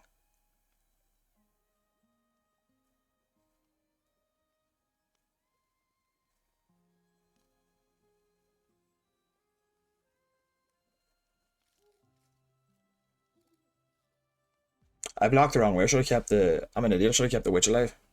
No, but he has the food token there, you see. So. If that's all he's got, you see, I win, right? No, I need a way to... Oh. You sack that. Yeah, okay, so...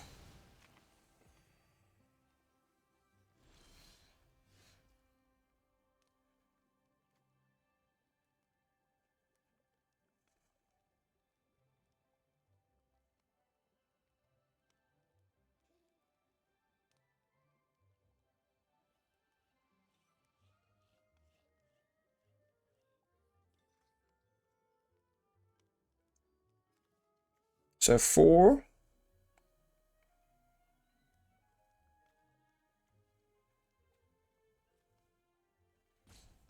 Hmm.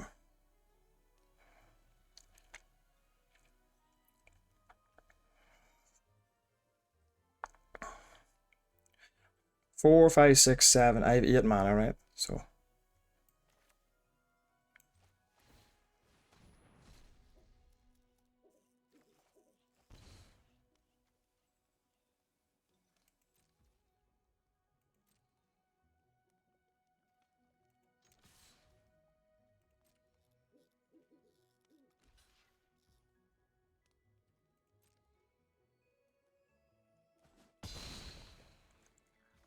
Now, if I play the Twisted Sewer Witch, he'll be a 3-5. He is a 6-5.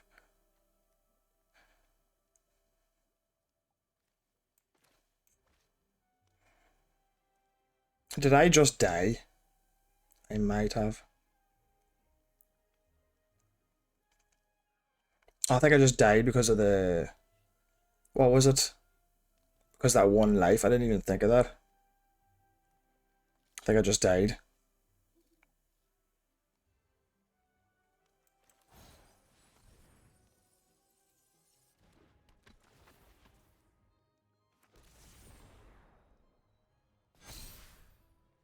I think I just died, yeah. Unless the Stockpile Celebrant has more... Oh, he does! He does! He has more than I thought, yeah. So I can double block here, take 1, and then finish him off. If he has nothing. If he has removal spell, I never had a chance anyway.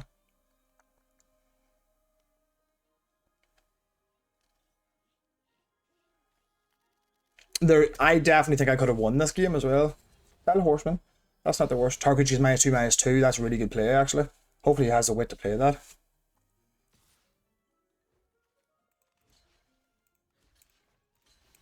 Yeah. And there's target is -2/-2. And I lose. That's all he has to do, yeah. And then trample.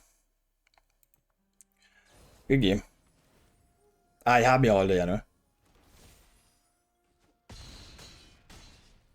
So I end up taking -2. Yes, that actually didn't matter.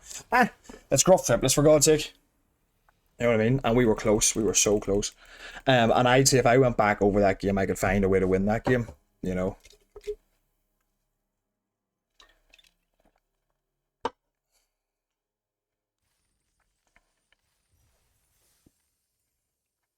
Like, if I went back, I could find a way to win that.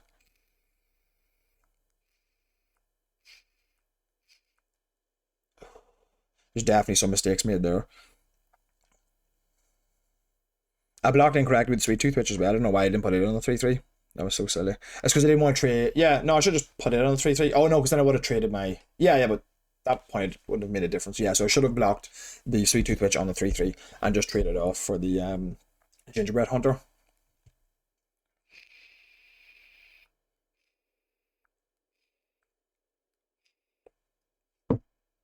Yeah, that would have been better.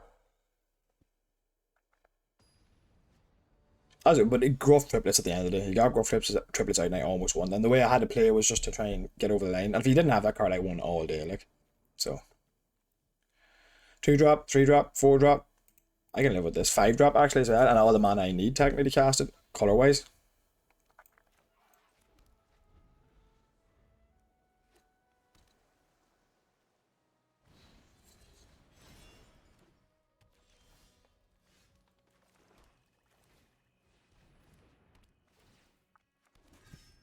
Opal Vigil, Stockpile Celebrant, Frostbridge Guard, Opal Vigil again.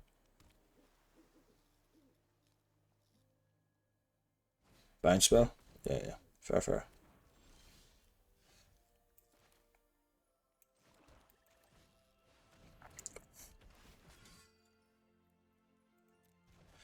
Okay, Scry, you need a removal spell.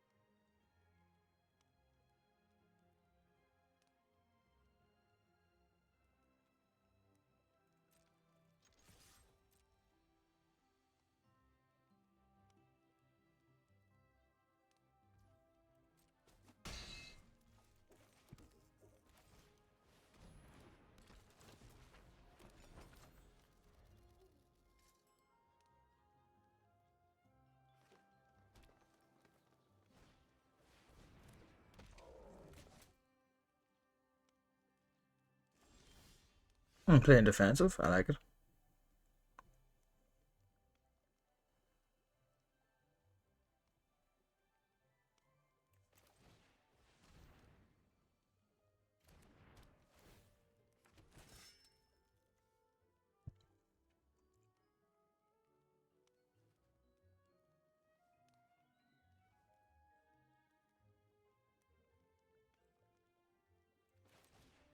I'll just add the board for now.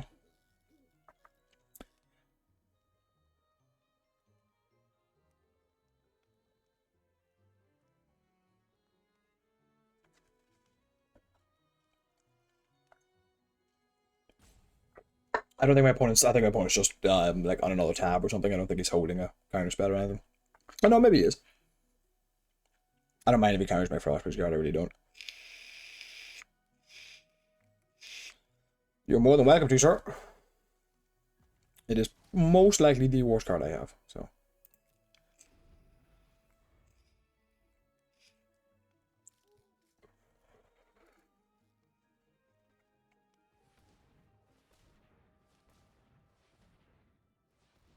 Is he playing? In the fair court, nice. That's gonna be hard to beat now. Ooh.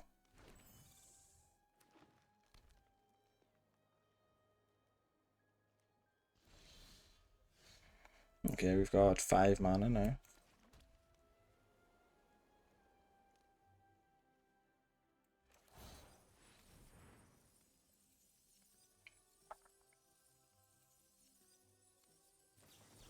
Yeah, I figured you might have it. I don't mind though. It's not that useful in my deck. So it's not. You know, just want to spend my mana. They gotta get it out of his hand at some point.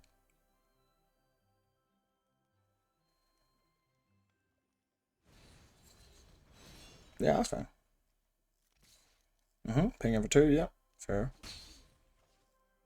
You can just play Balloons Gatekeeper now, right? Archive Dragon. This is gonna be hard to beat. My deck hasn't got under quick enough, you know. And he's drawn all his lands. Like, the Beanstalk Worm isn't a great ramping card. Like, it's just, if you have to have all of the lands, so he's done very well to draw all these lands. You know, of course, the into the court helped a lot. But now we're quite behind here at this point.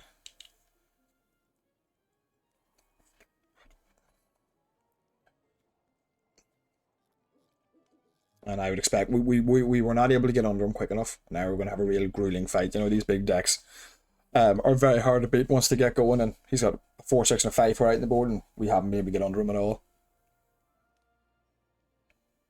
Now we still have many ways to win though. We still have a Shatter the Source, we still have a Candy Grapple, and we still have a Killer's Lightblade. So there are many ways to win. So right now our best thing is we just want to try and keep ourselves alive. So we do. Until we draw the things we want. But this is a nice deck. This is a nice deck. He obviously missed his... Like, he drew his card. He's going to have a 6/5. Like, we have a lot of things to deal with. Alright. So let's go Stockpiling Celebrant. Yeah. Excellent. Like action. Do we want another one of those? Is keeping replaying this going to do anything for us? Problem is we're in a little bit of trouble at the moment. Making a bunch of 2/2s doesn't do much. Doesn't go up the ground pretty well, but we're taking 5 a turn, so we're on a 4-turn clock. These are 2 of our turns. I suppose we go that into that. Yeah, probably. Yeah.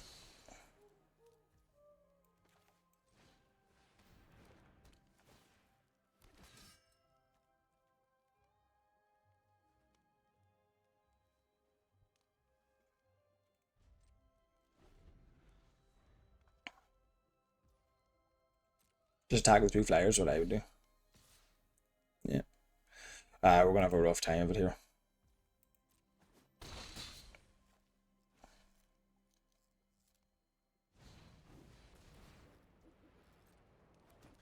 Yeah, this is a grindy game, you know, we gotta run out of resources. That's not a card I'm too concerned about.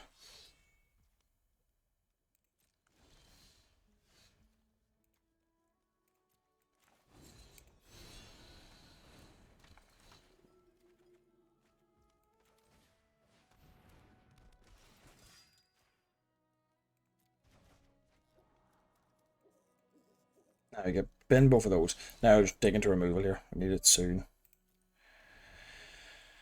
We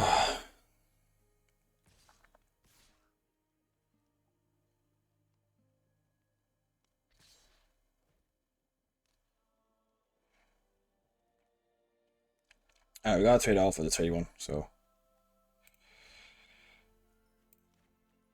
let's put a woodland acolyte in front of it. He has ways to return it, I know. So it's a point of chip there.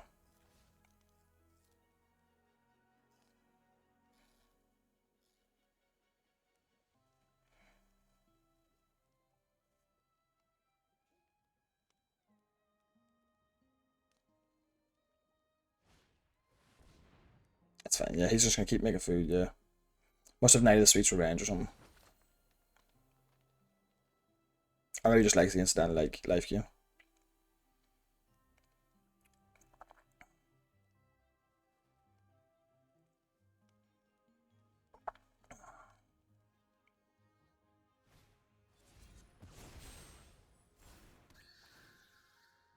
Yeah, he wants to keep me off that. Fair, fair, fair. Fair, fair, fair.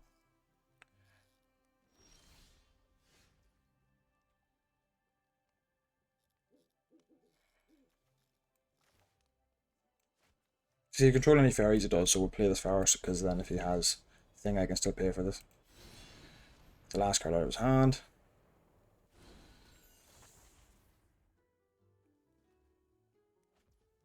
Okay. Play Hopeful Vigil. Okay.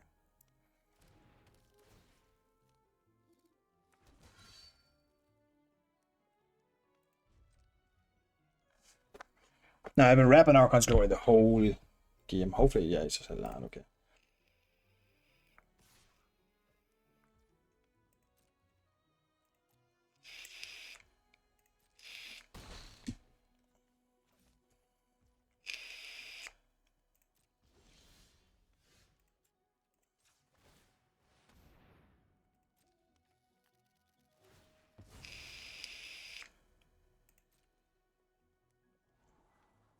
I am very glad I did that.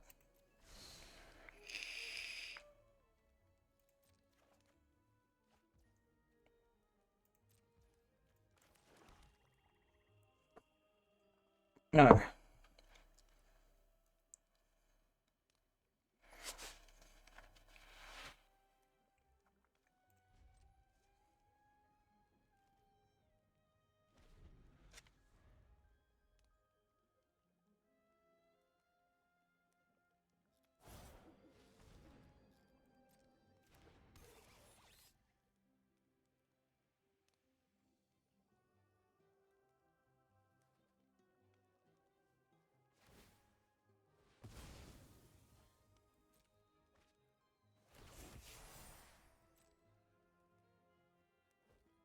Nice, nice, nice.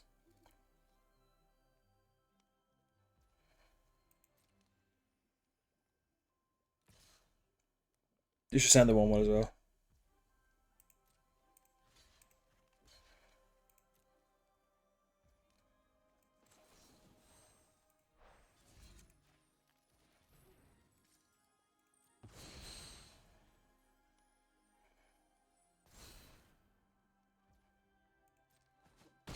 Buys me some more time. So it does. That's all it does. Buys me some time. I'm so boned. Ugh. I'm so boned. I need to draw, just naturally rip something amazing off the top.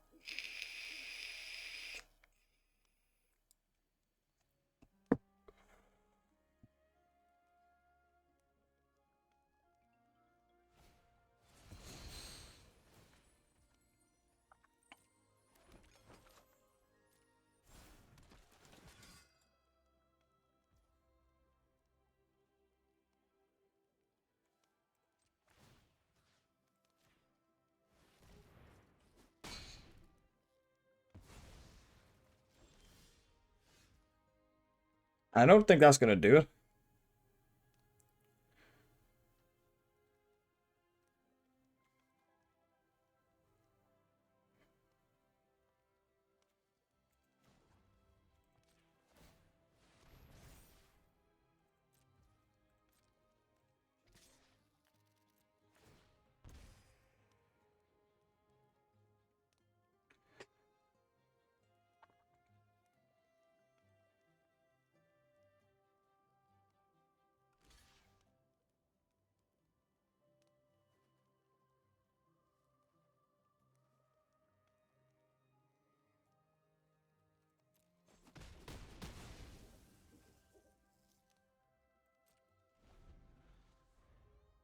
Pretty sure I'm dead no matter what way I cut this.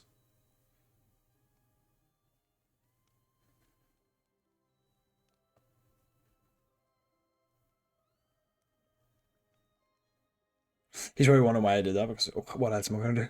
I need as much life as possible. I need to draw something next turn, like.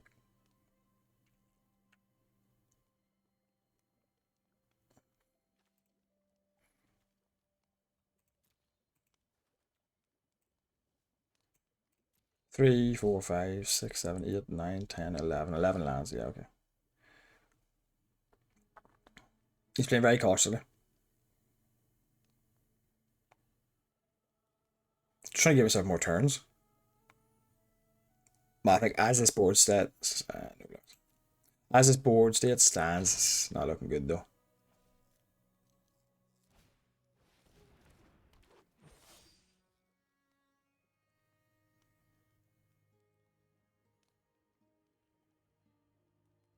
I'm sorry, just delaying the inevitable, really.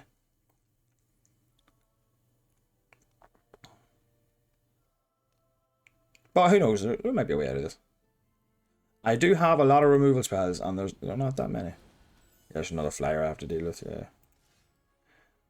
That's me dead, right? That's me dead. Dead like a million different ways. So I have four. I will have 6 blockers. 1, 2, 3, 4, 5.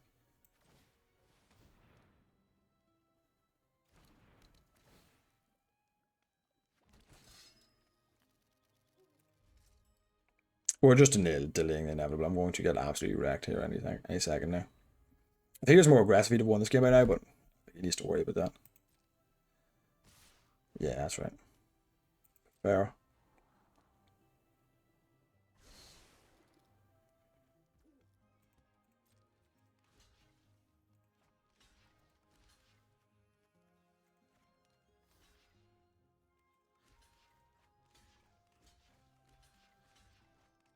That's right, isn't it? Yeah.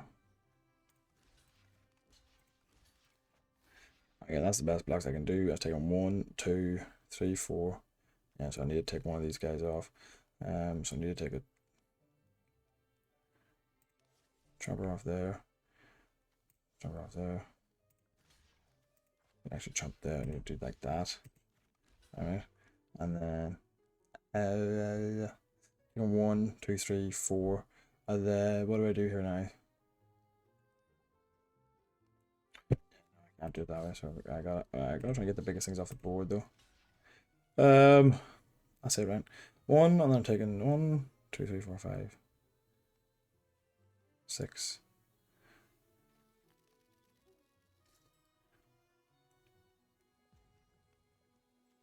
Yeah, no, I gotta put that there.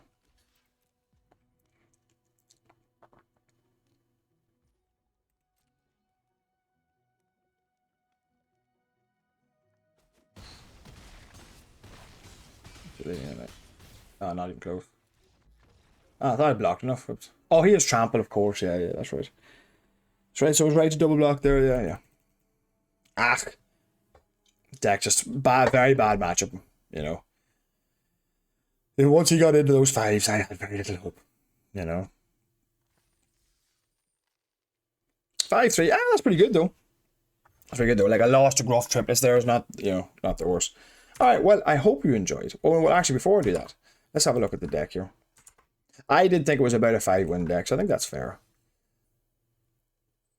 Or did I claim it? Oh, I already claimed it, so we can't look at the deck. Whoopsies. Alright, never mind. But yeah, deck was medium. You know, deck was medium. Or did I claim it? It'll tell me now if I go back here. I think I did, yeah. So the deck was medium in the end. But it was very, very enjoyable to play with. You know, we end up with what? Bunch of medium black and white cards, really. We did alright, but yeah, Gruff Triplets we were never going to beat. And then that last game there was very difficult for us. You know, it was a decent version of the blue-green deck, and it just got to 5, and then once it got there, we really didn't have a hope. You know, we weren't able to grind it out. And it didn't help that in that game we didn't draw a single removal spell. So we didn't. We didn't have a Candy Grapple, a Ken's Light Blades. We didn't draw a Shadow Oath. So that was pretty tough, I have to say. That was pretty tough. But yeah, I will take the positive win rate. I'll take the positive win rate. I will see you next time.